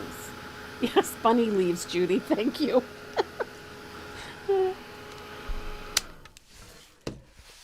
Bunny leaves. You know, I painted that piece of the tulips, oh, it's almost 4 years ago now. And I still do that. I still have to stop and call them bunny leaves because I kept forgetting, you know, that the ears were not leaves. They were ears. So there's the center vein. Again, I'm just using a little bit of black green to shade that center vein on those leaves. And I'm going to dry it.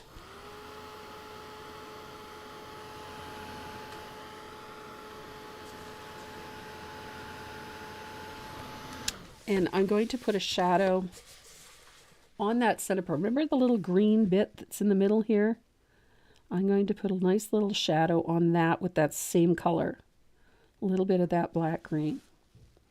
And then a shadow on the stem as well. And it's just a little float of that black green. If you don't have black green, you can use plantation pine. Whatever your preference is, you just need a nice dark green. It doesn't have to be absolutely perfect.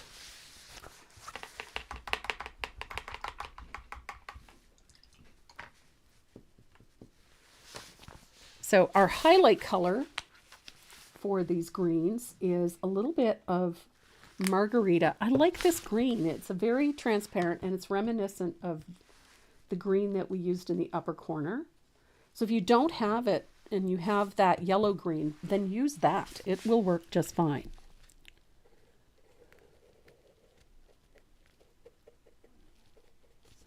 And there is your highlight color.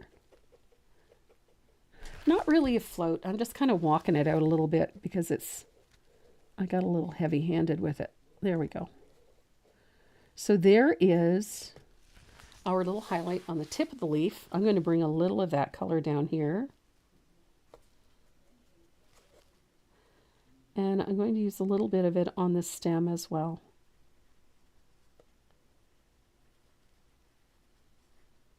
Don't need a ton of it, but we do need some. And we also need a little bit on the right there on that little green bit in the center of that flower.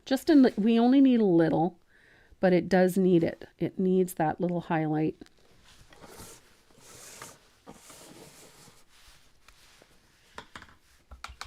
And I'm going to rinse out my rigger and we're going to get some lamp black. And the lamp black is going to be the little stamens that are at the center of our tulip. They're teardrop shaped. And so I'm going to use a rigger and a little bit of lamp black to do these. I'm going to freehand them in, but you can always take your line drawing that you folded and put it back in place and trace on those details. If you're really not comfortable freehanding it, go ahead and trace them on. Any of those details. That's why I leave it where it is. And I'm going to use a little comma stroke.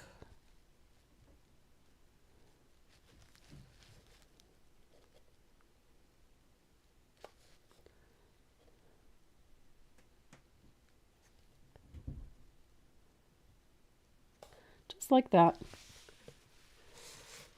I like these little stamens. They draw a lot of attention towards the center of the flower. Just like so. They don't have to be perfect. So I'm going to dry that.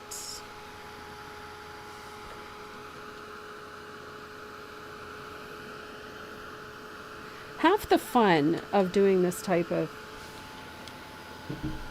Wouldn't it be fun if they did have polka dots, wouldn't it? Half the fun of doing this type of artwork or working in mixed media is that there are no real rules other than the basic color rules. And half the fun is incorporating whatever you have on hand. So if you're working with it, you want to make your flowers more interesting, and instead of just having them float shaded and highlight, you want to make them interesting. Throw in some polka dots or some little tiny checks or whatever. You can have so much fun with this. And one of my favorite things, and you guys see me do this all the time, I like scribbles. And I like my gel pens. So I have a tendency to gravitate towards my gel pen, and I use scribbled lines around them. I do them on all kinds of things. I find that it helps you define things a little bit. It gives a little interest to things. And in this particular case, we're working on top of paper, so what's the problem? We can use a pen. There are no rules. If you prefer to use, say, a Posca pen, go for it. If you want to use a Sharpie, go for it. I have all kinds of toys in my toolbox that I use on a regular basis. Not all of them are considered, necessarily an art tool, but half the fun of this is to use what you have on hand. I have painted butterflies on, or I've painted wooden butterflies and glued them on. I've cut them out of paper and glued them on.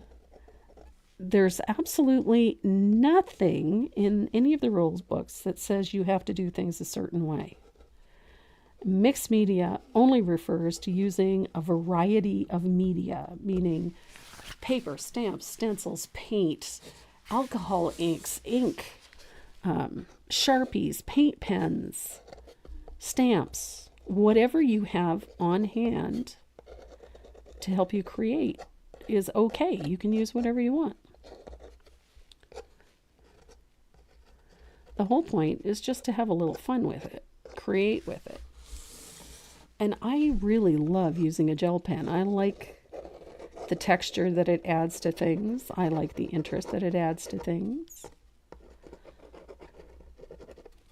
There's nothing anywhere that says I can't use them, so I use them. If you want to use a white gel pen to add detail, go for it. You learn the rules for so many things. We've been taught, especially decorative painters, we're highly structured. We've been taught so many different rules over the years. So we've learned them like a pro, so you can, learn them as an amateur so you can break them like a pro. Identi-pens. I know that's two times in a row.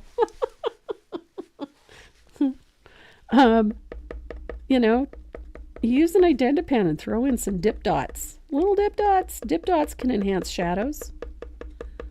Have some fun with it. Another thing you can do is write words into things. Write words into the flowers if you want to. There's no rules. Who told you had to do it a certain way? I didn't. I don't believe in those rules. Look how fun that is. And simple. We get a polka dot tulip. Easy peasy. If you've got a white gel pen handy or a white paint pen, I've got a Posca pen here. Look at this. Add some little details to our stamens. You can do all sorts of fun things. Life in general would be boring if we didn't have an imagination to work with. Look at that. Such fun. So we have one more tulip to do, then we're going to paint a butterfly to put on this. As I said, you can have so much fun with this. It's just an easy piece to paint, and fun and colorful.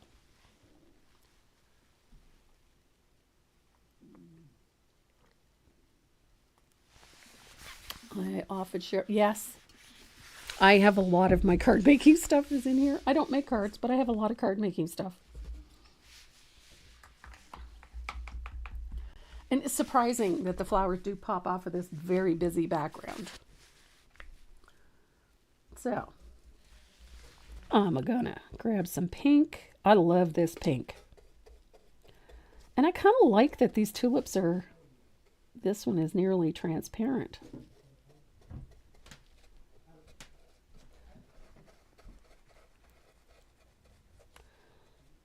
I love this color. That strawberry is such a pretty pink.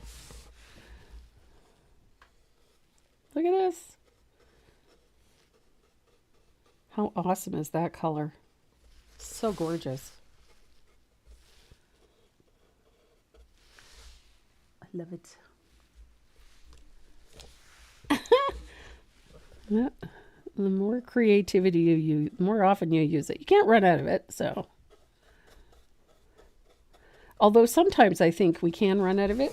Usually about the time where I don't think I have any left is usually when I seem to find some.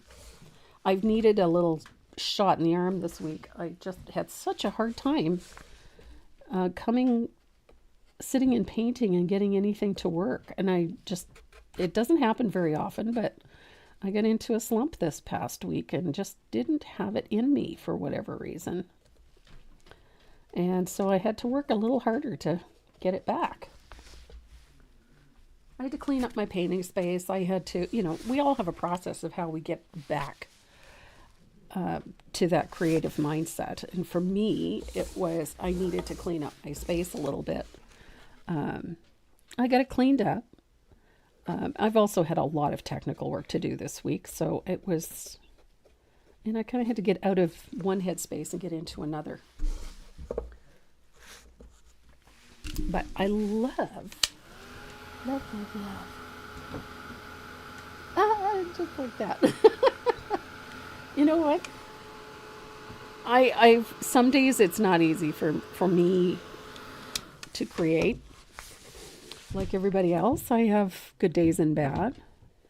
I haven't had bad days. Just I think I've had so much business-wise on my mind that I haven't really felt inspired from a creative standpoint, and that's hard for me at times because I do have to do both. So, and I've been working to, my membership group has got a class on Wednesday, so I was prepping for that. And then at the same time, I'm also getting their March projects ready. So he's busy, and Maze has an attitude today, I think. So there we go. I have not gotten my new colors yet. They are on their way. And I'm excited to play with them. I like transparent colors because I can do so much more with them. Transparent colors allow you to do things like this, which is one of the reasons that I like a transparent color. I love being able to layer color. And so in this particular case, I was kind of hoping to have some of the newer colors by now. So because I've got so many ideas, my brain leaks. So I'm excited, looking forward to getting them. But it takes time. I have mine. They're on their way. And as soon as I have them, then I will be ready to play. Look at that. Ta-da. This is the fun part about this. Look how fast that tulip is coming together. I know you probably hear Maze barking upstairs. She's got an attitude today. She's a Belgian. There's no doubt about it. they have attitudes. And she has a big one some days. Today's the day.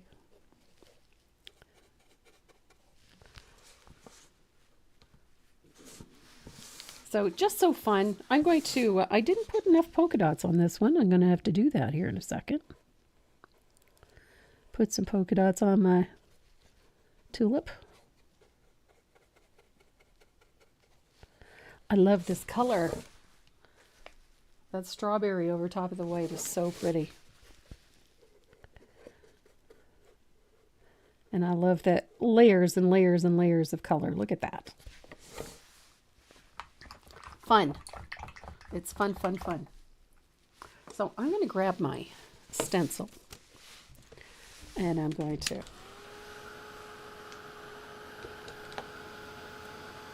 there we go. Make sure that's dry. Half the fun of doing this is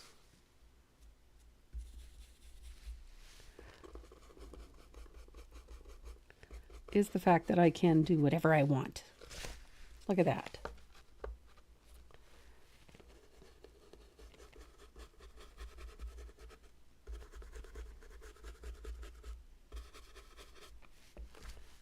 So fun. Polka dots on my tulip.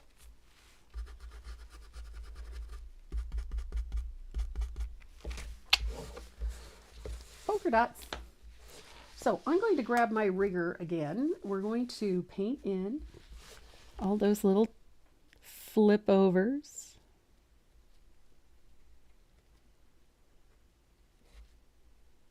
Ooh, too much water in my brush.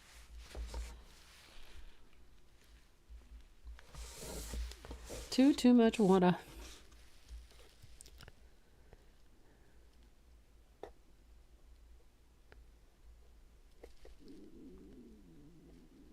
There we go. I'm going to wipe that off because I got way too much water and not enough. Where did it go? There it is. Okay. Jeez. Couldn't see it for looking.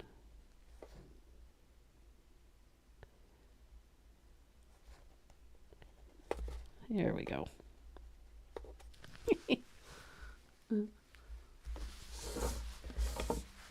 Sometimes, I'm telling you.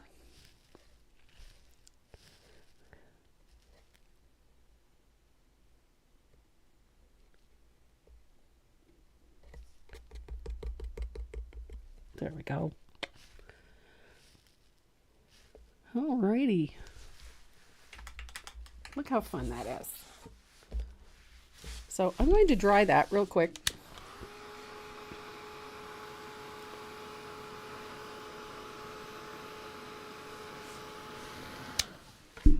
Westies, yeah. Westies are little dictators.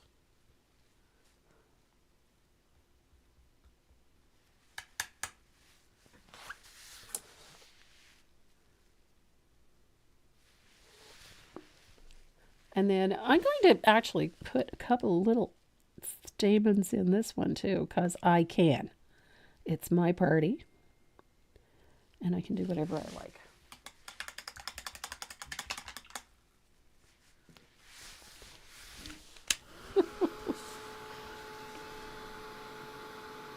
So we have Maze and we have the two cats. We have Gizmo and Airy. Airy is a piece of work. She's just trouble with a capital T. She's the one that gets into mischief all the time. It's like she was born to it.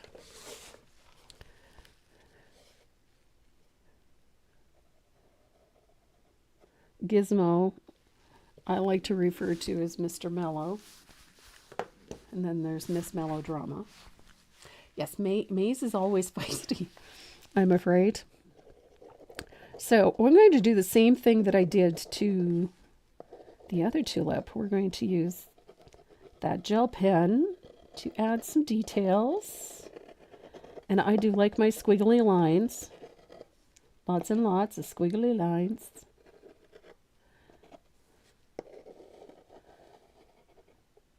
I just like how it looks.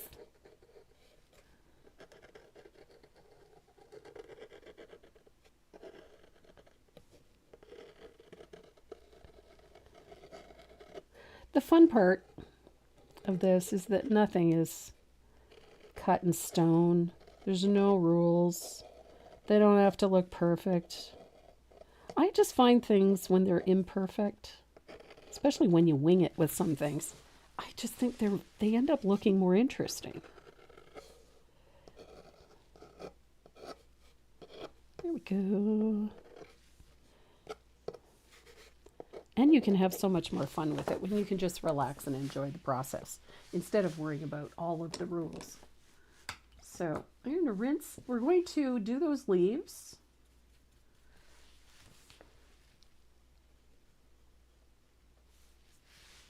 I'm going to put a little bit of green there.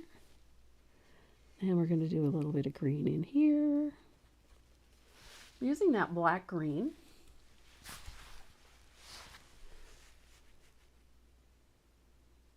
Oh no, Cindy.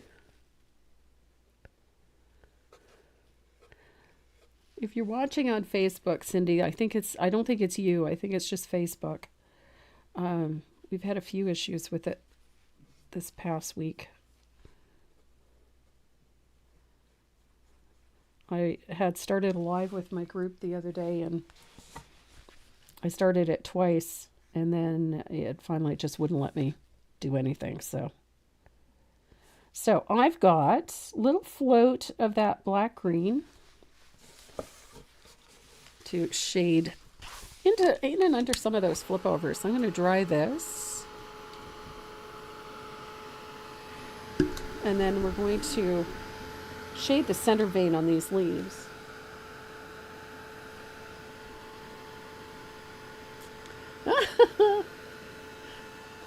I can paint fast because I've been doing this a long time. And it helps when I know what I'm doing. Because I designed it, I don't have to worry about, well, what did the other artist intend? I don't have to assess any of that, so I can just paint. I also don't worry about whether or not things are perfect. One of the blessings of working in mixed media is that there's 100 ways to make things look better. If you mess it up or if it doesn't work out, who cares? So there's the leaf. Got a nice little center vein going. I agree.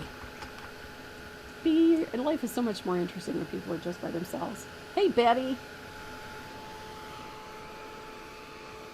You're not only late, you're cold, apparently. So I'm going to dry that, and then we're going to put a little highlight color on those stems and leaves. Again with some margarita.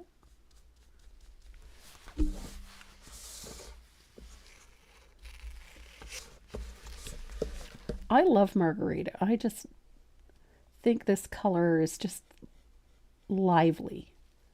And it's such a pretty green. And it's a great highlight color for almost any green, quite honestly. Unless, of course, it's a blue green, and then it's a little much, but look at that. Such a pretty green. Get a little Joe Sonia on my brush here. Things aren't moving very smoothly. And then I've got a nice little highlight to go on this back side. Right there. Look at that. And then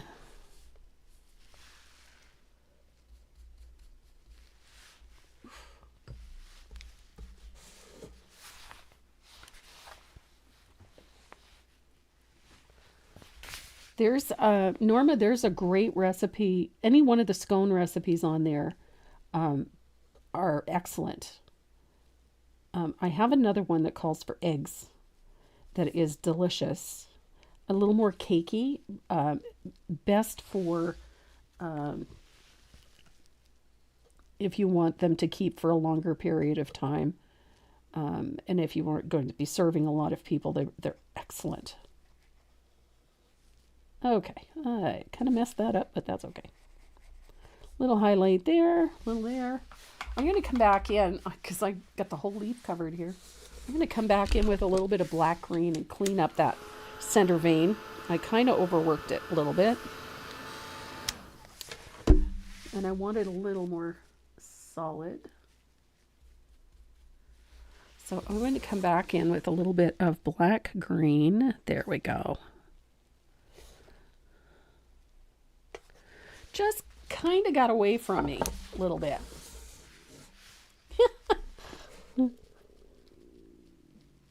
There we go. Anytime that when I'm highlighting something, and if I feel that my center vein kind of get a little subdued by the highlight, I'll come back in with a little bit of black green. And I've got a little flip over here, and I want that to be nice black green, so I'm going to bring in that. Just because I want that to be a nice dark color.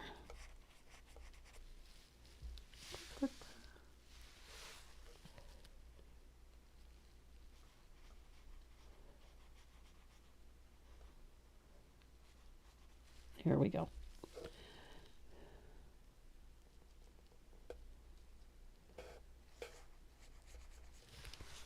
Et voila. Okay. So I'm going to dry that, and we're going to do a little bit of pen work around the leaves and the stems, and we're going to paint our butterfly.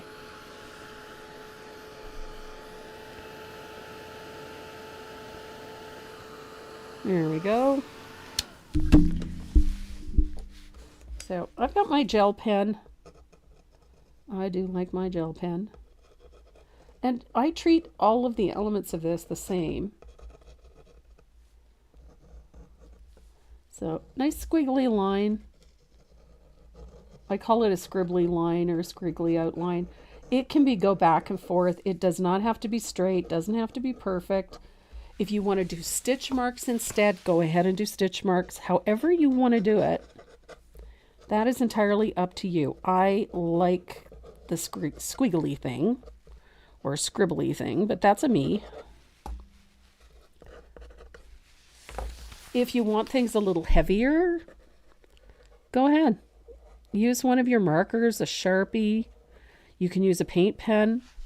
There's 100 ways to do this, and all of them are right. So you don't have to be stuck doing it just one way. So I'm really liking this. This is a happy little piece. Now I've kind of buried my dark line. I can go back in with my stamp pad and put that back on if I want to. Now I've got a little 2.5 inch butterfly, and I've got a little piece that I'm going to use to glue this on, and I'm going to base coat my butterfly with that bright pink that we used.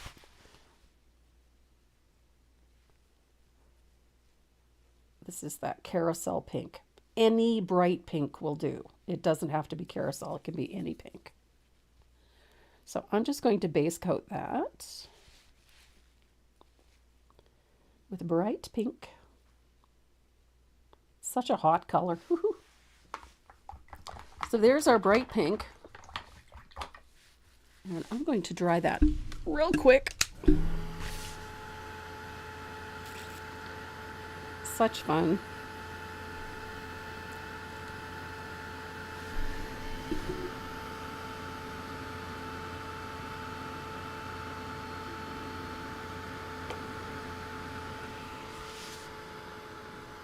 Which pie? The tortilla? Yep, the tortilla is, yep. Tortilla is predominantly French Canadian. Not all Canadians eat them. It's more of a French Canadian thing. So I'm going to take that bright pink that we used, that strawberry, and I'm going to shade where the body would be, very close. Got a little too much water in my brush here. And just like that, close to the body.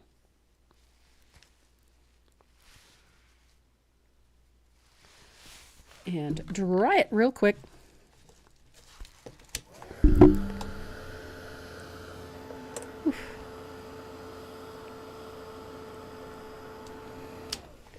And then I like to separate the winglets, which right there.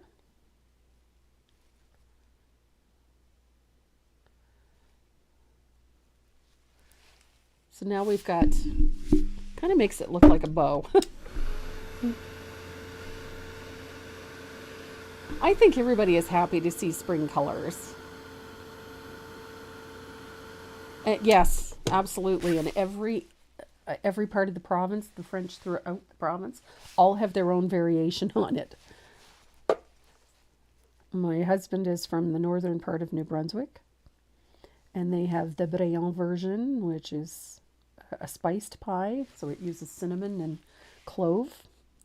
Some parts of Quebec and northern New Brunswick use potatoes. My husband's family does not. It all depends. My husband is a Bréant, so there. I've got that little bit of dark purple out of the tips of the wings as well. Look at that. And then I'm going to use a little bit of lamp black for the body.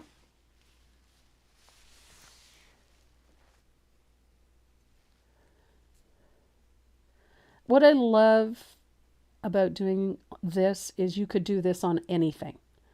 If you have a journal page, if you work in a journal, you could do this on a journal page. If you do this on a canvas, you can do it on that. You could do it on mat board, on a little canvas set. You could do this on fabric. You could do this on almost any kind of surface. So you're not relegated to using just a wood panel. You could use just a piece of MDF. You could enlarge this, put it on a larger piece of wood, make it smaller if you want to put it into a small journal. You could do whatever you want with this. It's such an easy project to customize.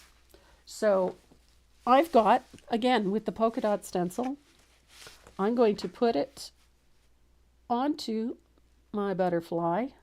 I try to move the stencil around so I get as many polka dots as I can. And then I'm going to use that pink, and I'm going to pick up a little bit of warm white. I just want to make it a little bit lighter. Just a little. I don't want bright white on here, but I want to make it a little bit lighter. So there we go. So I got light pink polka dots. I'm going to dry that.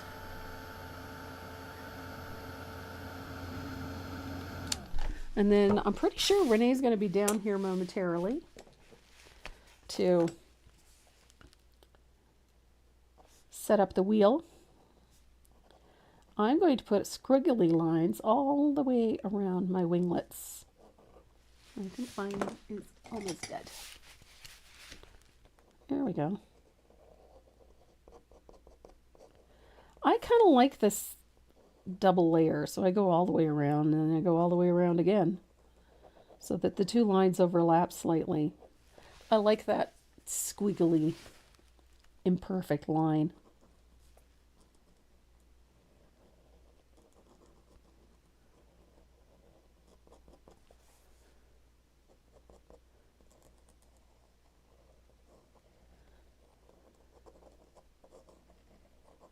Easy peasy. So, see, I like squiggly and imperfect. That works for me. And I like to take my white paint pen and put a simple little highlight on my flutterby. And I'm going to dry this real quick. The other fun thing about this kind of thing is that you can use your paint pen to do your little detailing on your butterfly. I just wanted to put some small, little dots on the wings. Doesn't have to be anything perfect. It's a fun little detail. Just adds a little something to your butterfly. You could stamp the wings if you've got a fun stamp that you like. If you want to put textures on it, it could be crackled. It could be anything. So now that I've got my butterfly done, you have to decide where you're going to put it. I kind of liked mine up here in this corner because we have a lot of negative space up here. And it really stands out quite nicely against all that yellow up in there. But you could also position it down here if you wanted to. There's nothing to say you have to paint it pink either. You could paint it whatever color you want. It could be any one of the colors in the background. I just kind of liked matching it to the tulips. I just thought it was a fun way to do this. So before I start assemblage of this, I like to take my fugly brush and I like to give it a little spatter. I'm using just a little bit of thinned warm white to spatter here and there. And I'll rinse that.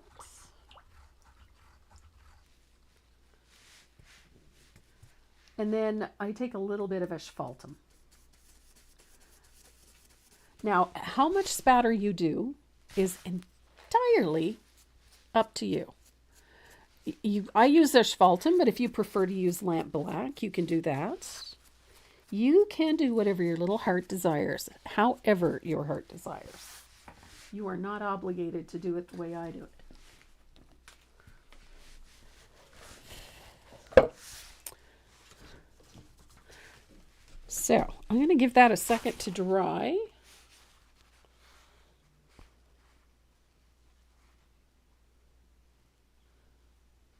And then I'm going to see where Renee is.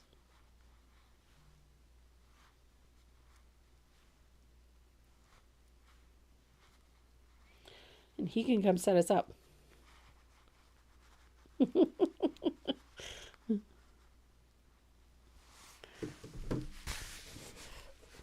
So I got to make sure this is dry. Just sent Renee a quick, how'd you do?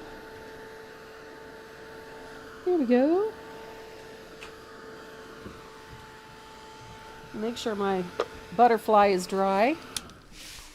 Now, a good friend, Kathy McAllister, awesome lady, she sent me a bottle of glue as a gift.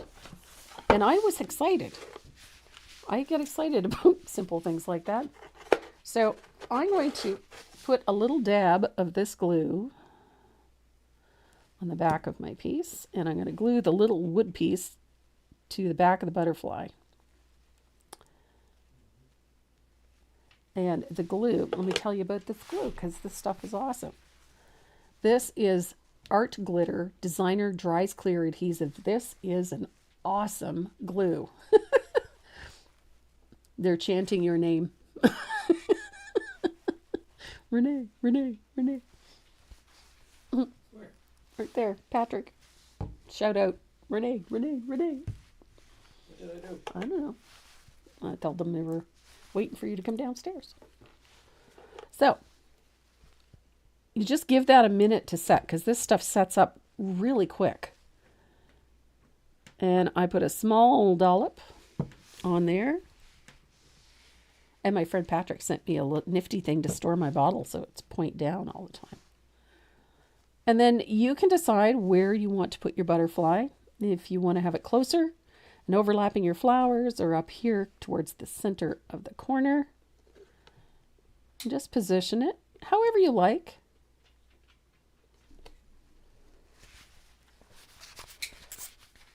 And then give that a chance to dry. And then to seal this, I like to hit it with 1 or 2 light coats of Decor matte spray. The only reason that I use the matte spray is because I want to seal down everything. Mixed media uses so many different things that it's a good idea to use one neutral product that is going to hold them all. And that's why I use the matte spray, because it's going to seal everything down so that after it's dry, then you can varnish it whatever you like. So there it is. This is our spring into mixed media such fun to do. I hope you guys really enjoyed this piece. It was a blast to create. T-Wife Creations sells the glue. And I think it's a .com. This is without a doubt the best craft glue I've ever used. And I was a diehard Aleene's until I got a bottle of this. Stuff is fantastic. And if you want more information on it, you can go to www.artglitter.com. Awesome stuff. So Renee's got the wheel all set up. Awesome sauce. Holy crow. It's a bit. It's a bit. We have a few names on there. Awesome. So our giveaways for today, we do have 3 beautiful sets of Dynasty Black Gold brushes to give away. And also in that little Create bag is some goodies from Tombow and some goodies from Renee and myself, including one of these new pins, the I Arted pin. They're awesome. So there's one of those in there, including one of these funky keychains. So we've got some fun stuff for the giveaways today. And Sugar Pitbull? I do have a Sugar Skull Pitbull, yes. Isn't that cool? I love it. I have skulls galore now. I have friends send me skulls all the time. I even have one on my desk. So, I think you're very welcome, Lori. Thanks for coming and joining me. Slim to none, Judy Thacker, slim to none chance with so many people on the name. You know what, Judy? You have beaten the odds before. So, if you guys are ready, so am I. Renee's going to spin that wheel.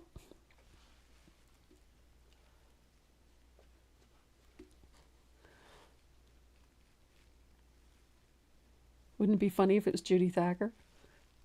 Patty Wallace Phillips. So, if your name pops up on the wheel, all you got to do is head over to the website at tracymoreau.net. Click on the little speech bubble in the lower right-hand corner of the screen and send us your shipping information. That way we can get your goodies out to you as quickly as we can. Anybody that doesn't send us your shipping information, we wait 2 weeks. And if nobody claims it, then it goes back in the bin. Judy, I'm changing my name.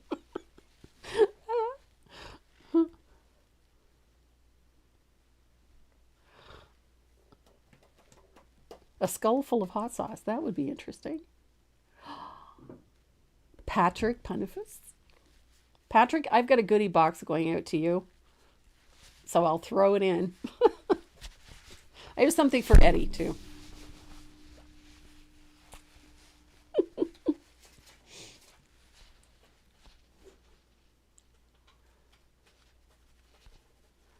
And we've got one more.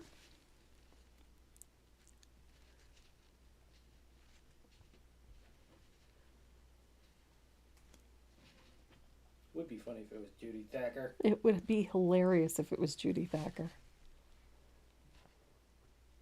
Diane Miner. Awesome.